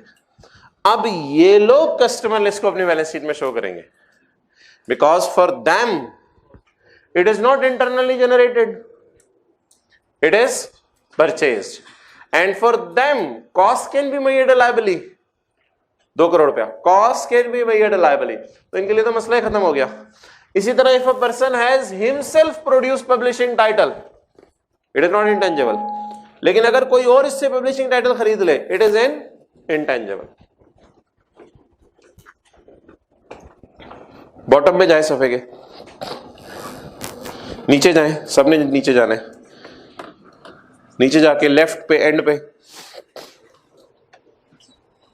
If method, if customer list, if publishing title, if brand are purchase, goodwill भी लिख लें शायद, are purchase, then it will be recognised as an intangible.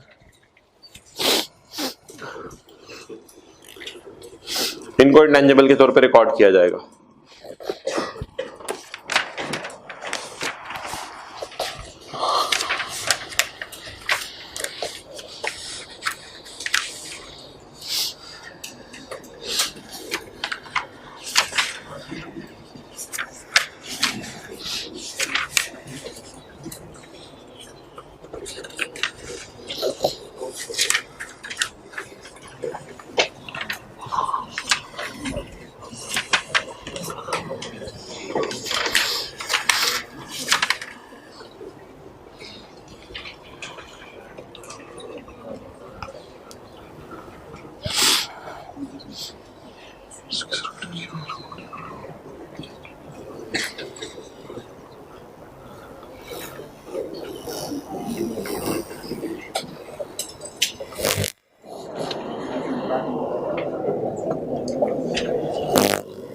Okay, I'm on page 196.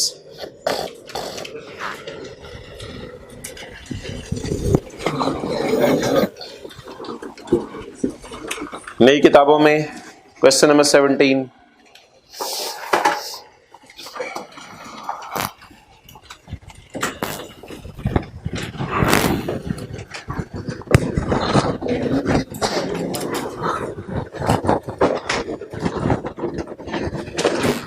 अब मैं आपको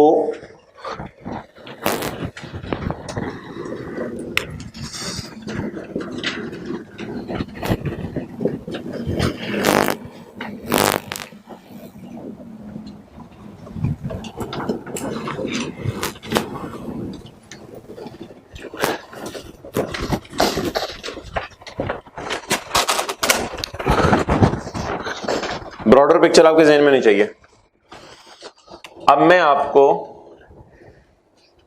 ऐसे इंटरनली जनरेटेड इंटेंजिबल्स बताने लगा हूं जो इंटेंजिबल्स हैं, ये सारे के सारे नॉट एन इंटेंजिबल। अब मैं आपको ऐसे इंटरनली जनरेटेड इंटेंजिबल्स बताने लगा हूं जो इंटेंजिबल हैं, यानी इन 5 के अलावा है।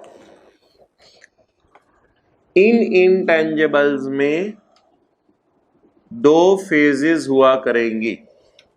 इंटेंजिबल बनाने में पहली फेज होती है रिसर्च फेज और दूसरी फेज होती है डेवलपमेंट फेज।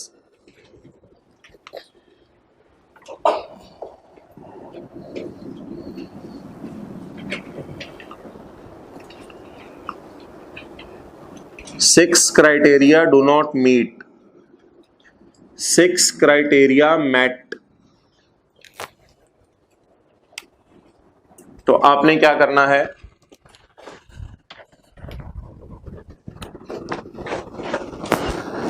बुरी, अच्छी, रिसर्च फेज और बुरी वाली डेवलपमेंट, इसको आपने एक्सपेंस आउट करना है। 6 क्राइटेरिया मेट, इसको आपने कैपिटलाइज करना है। इसको क्या करना है, कैपिटलाइज करना है। ठीक है। इंटरनली जनरेटेड एसेट्स कितने किस्म के हो गए, 2 किस्म के। ये 5 का सेट अलग हो गया। इन 5 को इंटेंजिबल नहीं कहना। इंटरनली जनरेटेड अदर्स, उसी सफे पे आ जाए बेशक। इंटरनली जनरेटेड अदर्स, ये बना नहीं होगा, इसको ऐसे करें, पहले सफे पे बना ले। बना हुआ है लेकिन थोड़ा सा जरा फैला फूलू के बना हुआ है, इस तरह अपने समझने के लिए फिलहाल जरा शॉर्ट करके बना ले। इंटरनली जनरेटेड अदर्स, इसमें कितनी फेजेस होंगी जी, रिसर्च फेज और रिसर्च सिर्फ हवाई तीर होते हैं। रिसर्च को हमेशा क्या करना है, एक्सपेंस आउट। डेवलपमेंट अगर 6 क्राइटेरिया मैंने नहीं पढ़ाए, कल पढ़ाने हैं।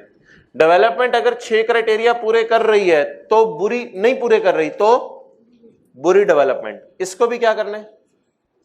अगर डेवलपमेंट 6 क्राइटेरिया पूरे कर रही है तो कैपिटलाइज।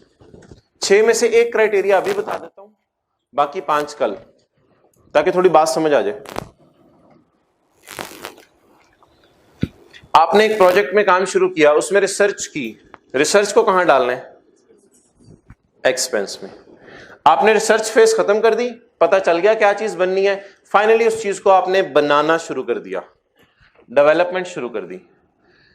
डेवलपमेंट के दौरान अगर ओनर ने आके कहा बिजनेस के कि मेरे पास मुझे लग रहा है पैसे नहीं है, शायद डेवलपमेंट पूरी ना हो सके, इसको हम क्या करेंगे, कौन सी वाली डेवलपमेंट, बुरी वाली डेवलपमेंट। इसको एसेट बनाएंगे या एक्सपेंस आउट करेंगे। एक क्राइटेरिया मैंने बता दिया, फाइनेंशियल रिसोर्सेस। 6 में से सिर्फ 1 क्राइटेरिया मैंने आपको क्या, financial resources are available. Owner ने कहा मुझे नहीं फाइनेंशियल रिसोर्सेज अवेलेबल, शायद 2-3 महीने में मैं कहूं काम को वाइंड अप कर दो। फिर क्या करें, डेवलपमेंट हो भी रही है तो क्या करें, क्या अकल कहती है, एक्सपेंस में डाल दें। बिल फर्ज ओनर ने आके कहा नहीं नहीं नहीं नहीं नहीं, मेरे पास पैसे अवेलेबल हो गए, मैंने लोन ले लिया। आप बताएं क्या करें। 6 क्राइटेरिया पूरे हो गए, मैंने तो 1 की मिसाल दी है, 6 की तो मिसाल ही नहीं दी। अब हम आज के बाद इंटेंजिबल को क्या करना शुरू कर दें, कैपिटलाइज। जितना डेवलपमेंट पे खर्चा आ रहा है उसको कैपिटलाइज। रिसर्च को हमेशा एक्सपेंस आउट। डेवलपमेंट कितने किस्म की, 2 किस्म की। बुरी वाली डेवलपमेंट एक्सपेंस आउट, अच्छी वाली डेवलपमेंट। बुरी अच्छी का क्राइटेरिया क्या है, 6 सवाल। अगर 6 के 6 का जवाब यस तो अच्छी वाली डेवलपमेंट, अगर 6 में से 1 का जवाब भी नो तो कौन सी वाली डेवलपमेंट, बुरी डेवलपमेंट। बल्कि इसको करें, any of 6 criteria do not meet, any, सारे नहीं, कोई एक भी पूरा ना हो तो any of 6 criteria do not meet. चलें जी, क्वेश्चन नंबर 17 शुरू करते हैं।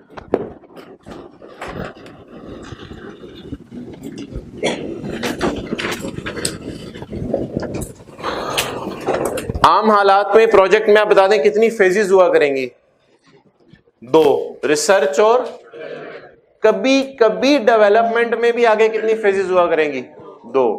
कौन सी डेवलपमेंट? बुरी वाली डेवलपमेंट और अच्छी वाली डेवलपमेंट। अच्छा मुझे ये बता दें कि रिसर्च और development at a point of time हुआ करेगी या ओवर टाइम हुआ करेगी? इसलिए जो खर्चा होगा ये महीनों में हुआ करेगा या किसी एक दिन हुआ करेगा? मुझे फर्क बताएं इंटरनली जनरेटेड और परचेज्ड एसेट में। चलें छोड़ें, इंटरनली जनरेटेड घर और परचेज्ड घर में फर्क बताएं।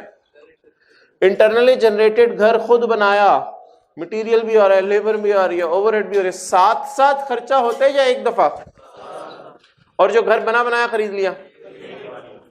इसी तरह अगर इंटेंजिबल खरीदा तो फौरन जेब से पैसे जाएंगे, और अगर इंटेंजिबल बनाया तो कई सालों में जेब से पैसे जाएंगे, आहिस्ता आहिस्ता। अच्छा मुझे बताएं, घर वाले बिल्डिंग की कॉस्ट में खर्चा ऐड करना कब बंद कर देते हैं?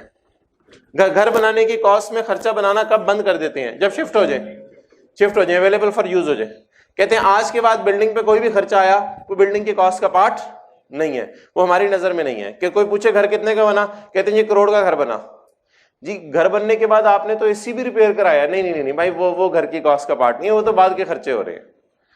तो कब एसेट की कॉस्ट में चीजें कैपिटलाइज करना बंद कर देते हैं? जब वो अवेलेबल फॉर यूज हो जाए। उसके बाद आप कहते हैं आप इसमें कैपिटलाइज करने की जरूरत नहीं है, बल्कि उसके बाद जब एसेट काबिल इस्तेमाल हालत में आ जाए आप उसको डेप्रीशिएट करना शुरू कर देते हैं। अच्छा अब होगा क्या? रिसर्च फेज को आप कहां डाला करेंगे? डेवलपमेंट जो बुरी वाली होगी, डेवलपमेंट जो अच्छी वाली होगी, और जब अच्छी वाली डेवलपमेंट मुकम्मल हो जाएगी तो इंटेंजिबल मुकम्मल हो जाएगा। उस दिन के बाद क्या करना शुरू कर देंगे? अमोर्टाइज। ओके, ऐसी मिसाल देता हूं, अच्छी बुरी बात छोड़ें। घर बनाना शुरू किया, ढूंढ रहे हैं इधर उधर, रिसर्च फेज, कुछ ना करें। घर बनाना शुरू कर दिया, डेवलपमेंट फेज। कौन सी?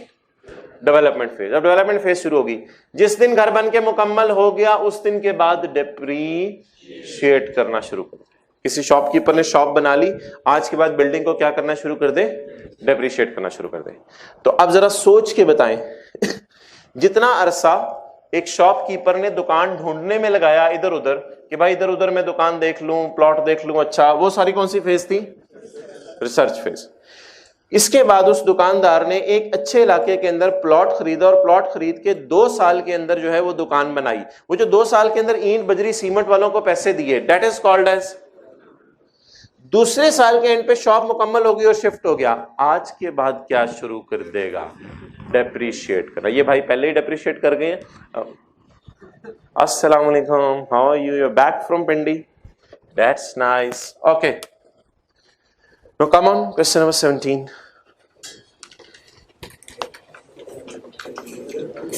पहले नीचे नजर मारे।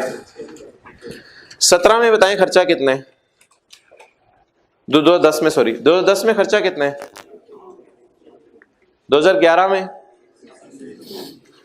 2012 में 25 मिलियन। एक और बात भी लिखी हुई है, following the details of expenses which are incurred evenly. का मतलब क्या है? Incurred evenly.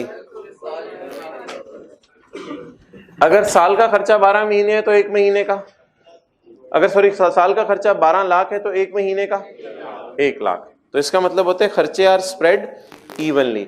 अगर साल का खर्चा 24 लाख है तो 1 महीने का 2 लाख। इसका मतलब होता है expenses are spread evenly. On 1 January 2010, किस दिन? 1 जनवरी 2010 को। ऑन 1 जनवरी 2010, इसमें आपने सिर्फ डायग्राम बनानी है, एंट्रीज वगैरह और जो profit and loss balance sheet है वो हम सॉल्यूशन से देखेंगे। सिर्फ आपने वैसा डायग्राम बनानी है। On 1 January 2010 an entity started a research phase on a project to build a formula. जी बताएं, इधर या अदर्स? इधर आ रहे हैं या अदर्स में आ रहा है? अदर्स में आ रहा है। An entity started a research on a product to build a formula. On 1 January 11 development phase started. दोबारा पढ़ें। यकम जनवरी 10 को कौन सी फेज शुरू हुई और यकम जनवरी 11 को? बट साहब, but 6 criteria for recording intangible were only met on, लेकिन 6 क्राइटेरिया कब पूरे हुए? 30/9/11 को। Development was complete on 31/10/2012। Life of intangible is 7 years। Okay, चले जी। रिसर्च फेज कब शुरू हुई?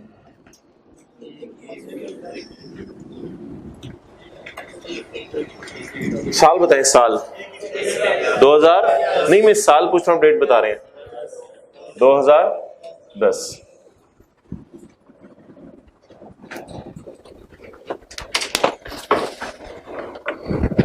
किस दिन शुरू हुई 2010 में?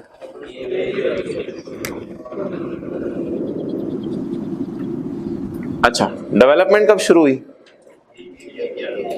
1/11। ये ब्लू मार्कर कौन सी फेज चलती रही? रिसर्च। कौन सी फेज चलती रही? रिसर्च फेज चलती रही।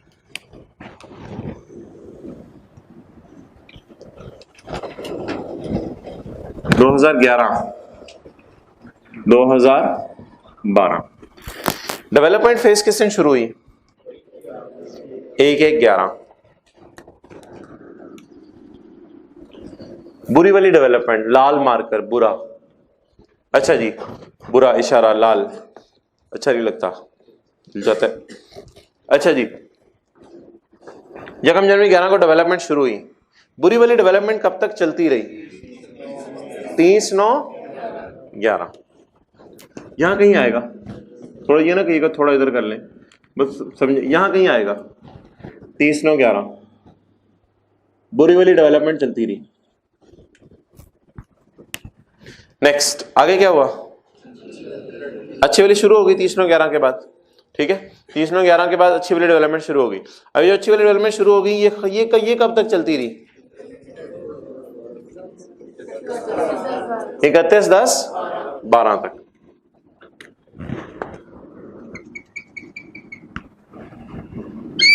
तीन महीने इधर और 10 महीने इधर। ये कौन सी वाली डेवलपमेंट चलती रही? अच्छी वाली। बिल्डिंग की बात करता हूं, ऐसी बिल्डिंग की। एक दुकानदार ने शॉप बनानी है, इधर देखें, शॉप बनानी है, ढूंढता रहा कौन सी वाली ईंटें लगाऊंगा, कौन से वाले कहां से लेबर लाऊंगा, कहां से मजदूर लाऊंगा, फिरता रहा 5-10 शहरों में फिर के रिसर्च करके नतीजे पे पहुंच गया, एक्सपेंस में डालने। ये IAS 16 की बातें नहीं है, मैं अपनी तरफ से बोल रहा हूं, ऐसे ही IAS 16 से जरा बात समझ आ जाती है। फिर इस दुकानदार ने सोचा दुकान बनाना शुरू करते हैं। सामान ला के रखा, ईंटें लाया, चोरी होगी, लाया, चोरी होगी, लेबर लाया, पैसे दिए, भाग गई, ईंटें लाया, चोरी होगी, पाइपें लाया, चोरी होगी, सीमेंट लाया, चोरी होगी। डेवलपमेंट शुरू हो गई है, लेकिन इसे कहां फेंके?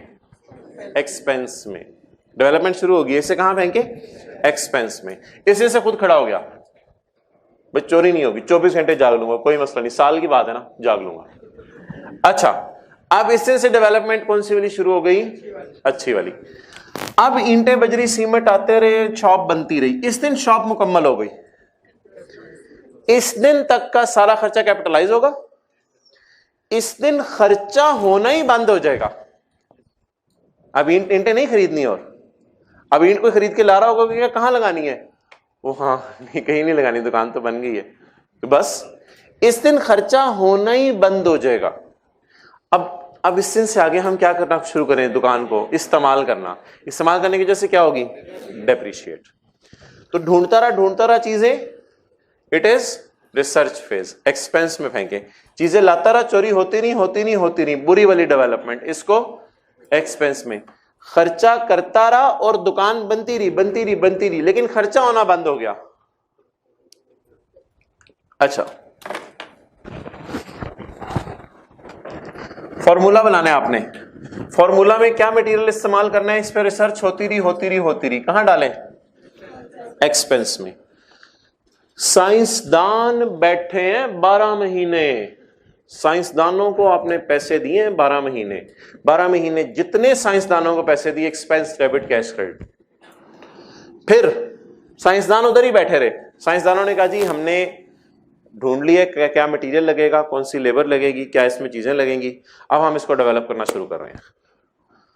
उन्होंने कहा डेवलपमेंट शुरू कर दो, लेकिन मुझे लग रहा है पता नहीं ये प्रोजेक्ट पूरा भी होगा या नहीं, क्योंकि मेरे पास पैसों की कमी है। बहरहाल हिम्मत करो, शुरू करो, पैसों की कमी है मेरे पास, ये मैं आपको बता दूं। जितना अरसा ओनर ये बोलता रहा पैसों की कमी है, रोजाना शाम को आके ना साइंसदानों के कान में अलग अलग करके बोल जाता था पैसों की कमी है, पैसों की कमी है। साइंसदान लगे रहते थे, उन्हें तनख्वाह मिल रही थी, उन्हें क्या चाहिए। इतने महीने ओनर ने डाउटफुल काम रखा, तो डेवलप हो रही है चीज, बन रही है, लेकिन फिर भी खर्चा कहां जाएगा, एक्सपेंस में। इस दिन ओनर ने कह दिया, बोले बोले बोले, हाँ, अब ऐसी सूरत में आज से ऑनवर्ड्स खर्चा कहां जाना शुरू हो जाएगा, और इस दिन साइंसदानों को हायर किया जाएगा, इस दिन फायर किया जाएगा, ढस ढस ढस फायर किया जाएगा।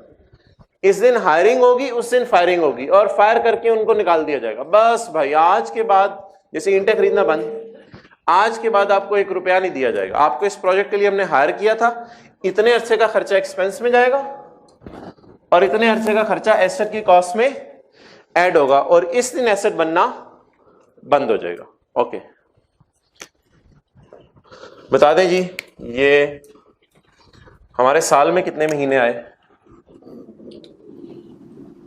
12 महीने। इस साल में बुरी वाली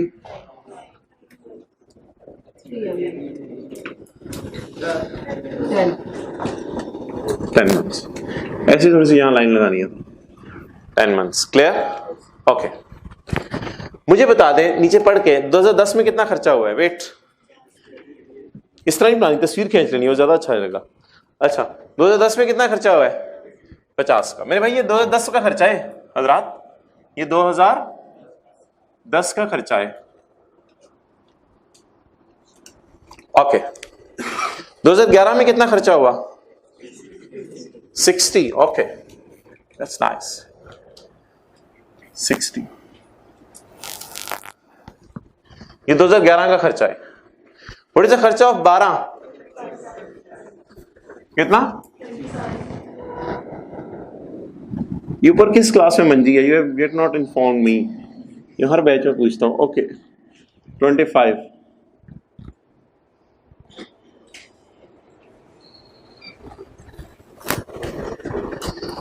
बच्चे बहुत बड़ी बोंगी मारते हैं, बच्चे समझते हैं ये 12 महीने का खर्चा है, और ये सवालों में कुछ 10/12 करके पता नहीं क्या करते रहते हैं। भाई ये 12 महीने का खर्चा नहीं है, ये 25 मिलियन कितने महीने का खर्चा है।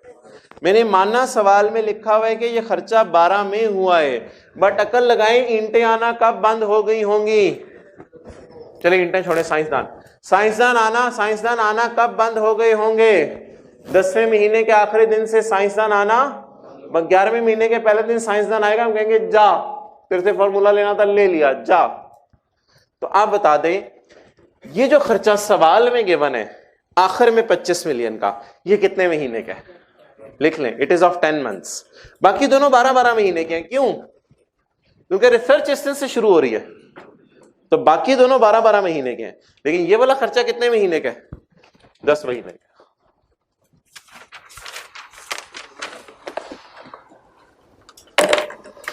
ओके,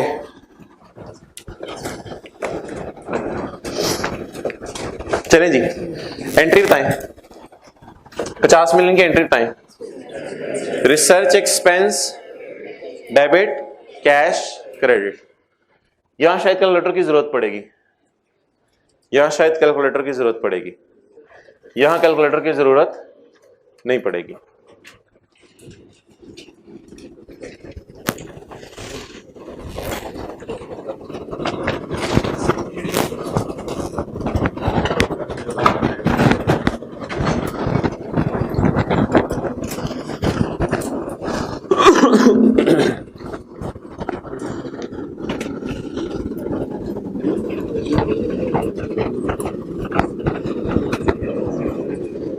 ये लेक्चर आपने घर जाने से पहले साथ वाले के साथ बैठ के रिवाइज करना है।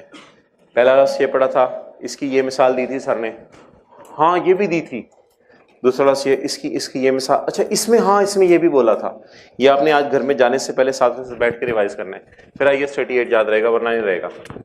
ये आपको प्रूवन बात बता रहा हूं। ओके एंट्री ये तो आसान है, आखिरी जो हमारे 40 मिनट है इसमें तो इसको रिवाइज करने की जरूरत नहीं, बस पहला 1 घंटा रिवाइज कीजिएगा साथ में साथ बैठ के। 2010 एंट्री बताएं 50 मिलियन की। अच्छा लोग कहते हैं डेट डालें, मैं डेट नहीं डाल सकता क्योंकि साइंसदानों को हर महीने थोड़ी थोड़ी तनख्वाह दी जा रही होती है। जनवरी के एंड पे तनख्वाह दे रहे होंगे, फरवरी के एंड पे तनख्वाह दे रहे होंगे, मार्च के एंड पे, लेकिन हमें पूरे साल का डाटा इकट्ठा दिया तो मैं डेट नहीं डाल सकता जी। कुछ किताबों में डेट डाल दी जाती है 31/12, लेकिन वो याद रखिएगा टेक्निकली डेट सही नहीं होती क्योंकि कैश पूरे साल में स्प्रेड होके दिया है हमने।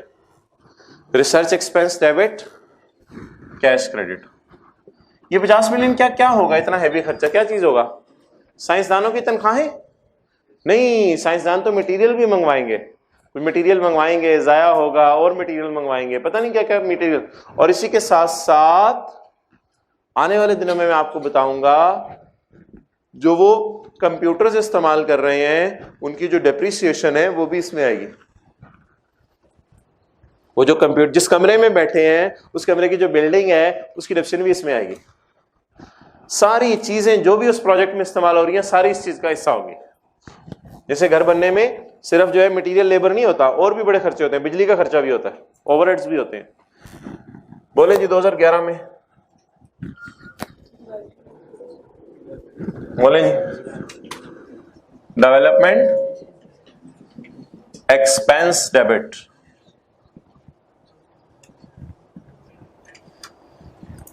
इस तरह एंट्री कर लेते हैं, क्या ख्याल है? इंटेंजिबल बनना शुरू हो गया। CWIP भी लिख सकते हैं, कुछ लोग कहते हैं CWIP लिख लें, लेकिन इंटेंजिबल डायरेक्ट रिकॉर्ड करते हैं, खैर है कोई मसला नहीं, इंटेंजिबल बना दें डायरेक्टली। इंटेंजिबल बनना शुरू हो गया है, जो बिल्डिंग बननी शुरू हो जाती है 2 एंट्रीज हो सकती हैं, CWIP डेबिट कैश, इंटें आना शुरू हो गई, CWIP डेबिट कैश क्रेडिट या बिल्डिंग डेबिट कैश क्रेडिट दोनों एक्सेप्टेबल है। अच्छी एंट्री वैसे CWIP डेबिट कैश क्रेडिट है। अब इंटेंजिबल बनना शुरू हो गया। बनना किससे से शुरू हुआ? एक बात याद रखिएगा, हमारी नजर में बनना इससे से शुरू हुआ है क्योंकि ये खर्चा सारा कहां जाना है? एक्सपेंस में जी। बोले 60 डिवाइड बाय 12 महीने मल्टीप्लाइड बाय 45 को एक्सपेंस में डाल दें, बीइंग अ बुरी development, and 60 multiplied by last 3 months, 15 को कैपिटलाइज कर दें। कुछ लोग यहां CWIP भी लिखते हैं, वो भी एक्सेप्टेबल है, कैपिटल वर्क इन प्रोग्रेस।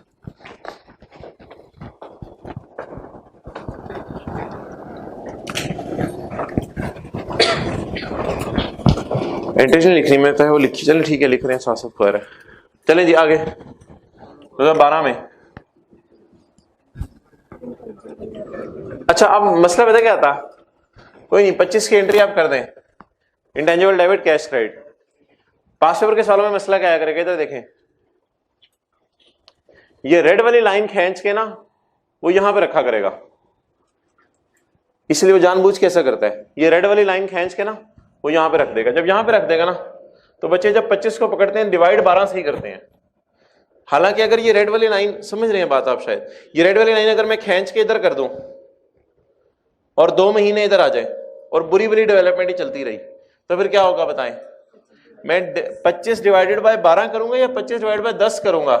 जिस दिन घर बन गया उस दिन से इंटें आनी बंद हो गई, जिस दिन डेवलपमेंट मुकम्मल हो गई उस दिन से आखिरी साल की डेट आपने गौर से पढ़ा करनी है कौन सी है, क्योंकि आखिरी साल में अक्सर बच्चे समझते हैं 12 महीने खर्चा होता रहा। It is impossible. हाँ एंड पे खत्म हुआ प्रोजेक्ट वो और बात है, लेकिन आखिरी साल में प्रोजेक्ट जरूरी है साल के एंड पे खत्म हो? घर साल के मिड में भी बन सकते हैं। अब 2 महीने डेप्रिशिएट करेंगे, क्लियर होगी बात? तो अगर रेड वाली लाइन को खींच के इधर ले आता और यहां 2 महीने पे लाके रोकता तो 2 महीने का सेट एक्सपेंस में चला जाता और 8 महीने का कैपिटलाइज हो जाता। बहरहाल हमारे सवाल में तो आसानी है, बस ये आज की सबसे बड़ी बात है कि 25 मिलियन 10 महीने का खर्चा है। अच्छा जी, इस 25 की क्या एंट्री करनी है? Intangible debit cash credit 25। Okay. अच्छा भाई, अब आपने ये मुझे इधर इधर देख के बता दें क्या आप पसंद करेंगे। इधर देखें, पहले तो आप एग्री कर रहे हैं कि ये वाला 25 कैपिटलाइज होने और 60 में से 15 कैपिटलाइज होने। देखें सारे ऊपर, कैपिटलाइज क्या होने? 50 नो, 60 में से और पूरा 25, ये कैपिटलाइज होने। अब एंट्रीज के दो तरीके हैं। एक तरीका ये है, मुझे ये आसान लगता है। एक मुश्किल तरीका है, वो ये है कि जब तक मुकम्मल ना हो आप CWIP करते रहें, और जब मुकम्मल हो जाए तो एक और एंट्री करें। बोले, इंटेंजिबल डेबिट CWIP क्रेडिट कितने से? 15 जमा 25 40। जी, पहले वाला तरीका सही था, ये दूसरे वाला सही है? दूसरे वाला सही है, ज्यादा अच्छा लग रहा है देखने में और लॉजिक भी ज्यादा समझ आ रही है। But to save the time, समझ आ गई बात? नहीं समझ आई?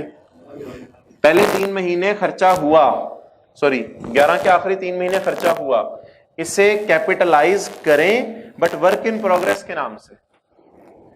फिर अगले 10 महीने खर्चा हुआ, इसे भी कैपिटलाइज करें बट किस नाम से? वर्क इन प्रोग्रेस के नाम से। फिर वर्क इन प्रोग्रेस जिस दिन खत्म हो जाए, वर्क इन प्रोग्रेस का अकाउंट का बैलेंस कितना है, इसको खत्म करके किसको रिकॉर्ड कर दें? इंटेंजिबल को। लेकिन मैं इस तरह करा रहा हूं, किताब में भी सारी एंट्रीज इस तरह हुई, साथ साथ इंटेंजिबल बनाते रहे। खैर है, बस ध्यान रखने इस साल ना अमोर्टाइज नहीं करना। इस साल भी अमोर्टाइज 2 महीने करना है। जिस दिन घर बन गया अब अमोर्टाइज करना शुरू कर दें। अब बताएं, what is my amortisation period? What is my amortisation period? 2 months. 2012 में आखिरी एंट्री बता दें। अमोर्टाइजेशन एक्सपेंस डेबिट और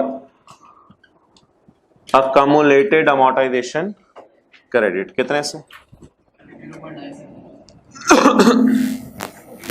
25 जमा 15 कितने का बना? 40 का। 15 जमा 25 कितने में बना? 40 में। डिवाइडेड बाय, मल्टीप्लाइड बाय, बोले बोले, मल्टीप्लाइड बाय 2/12, 0.1 भी कर सकते हैं, राउंड करके 1 भी कर सकते हैं। सॉल्यूशन में क्या हुआ हुआ है? 1 हुआ हुआ है, 1 हुआ हुआ है सॉल्यूशन में। फिर कंसिस्टेंसी के लिए मैं 1 नहीं, आप लोग ऐसा कर देना, आप लोगों ने लिख लिया तो इसे काट दें, काट के 1 कर दें।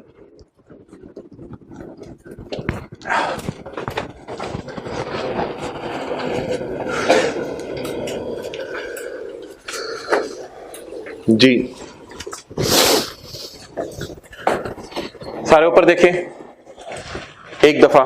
जिन लोगों के ज़हन में सवाल आ रहे हैं मेरी बात सुनेंगे, सवाल खत्म हो जाएंगे। कितने में बना? 25 जमा 60 में से 15 कितने में बना? 40 में। यहां से भी पता चल रहा है 15 जमा 25 40। 40 वाले की लाइफ कितनी है? जैसे बिल्डिंग की ईंटें आना बंद हो गई, लाइफ 7 साल। हमारे साल कितने महीने इस्तेमाल हुए फिलहाल? 2 महीने इंटू 2/12। ओके, अब सॉल्यूशन खोल लें, लेकिन सॉल्यूशन खोलने से पहले मुझे जुबानी बता दें, प्रॉफिट एंड लॉस में पहले साल क्या जाएगा? 50, देखते रहे। दूसरे साल 45, ये तो बैलेंस शीट में जाएगा, ये बैलेंस शीट में जाएगा जी। तीसरे साल अमोर्टाइजेशन खोलें सोल्यूशन।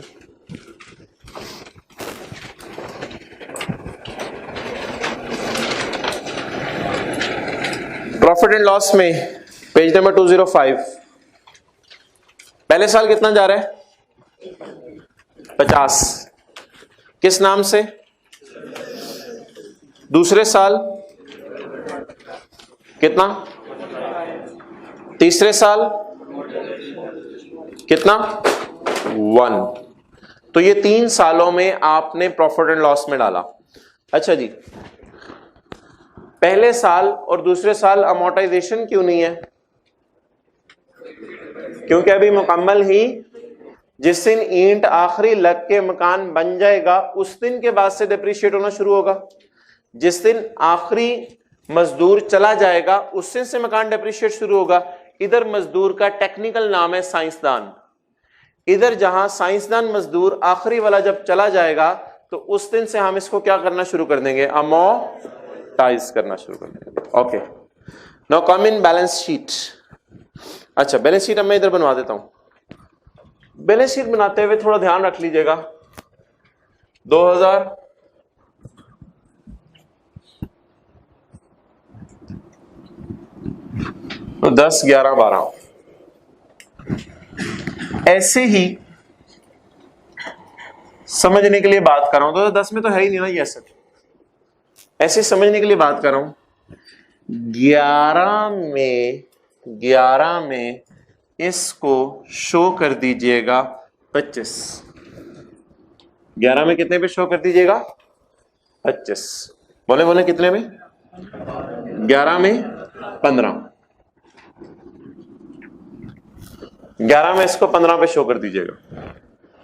और 12 में 15 जमा 25 इज इक्वल टू 40। 40 माइनस 1 कितने पे? 39 पे।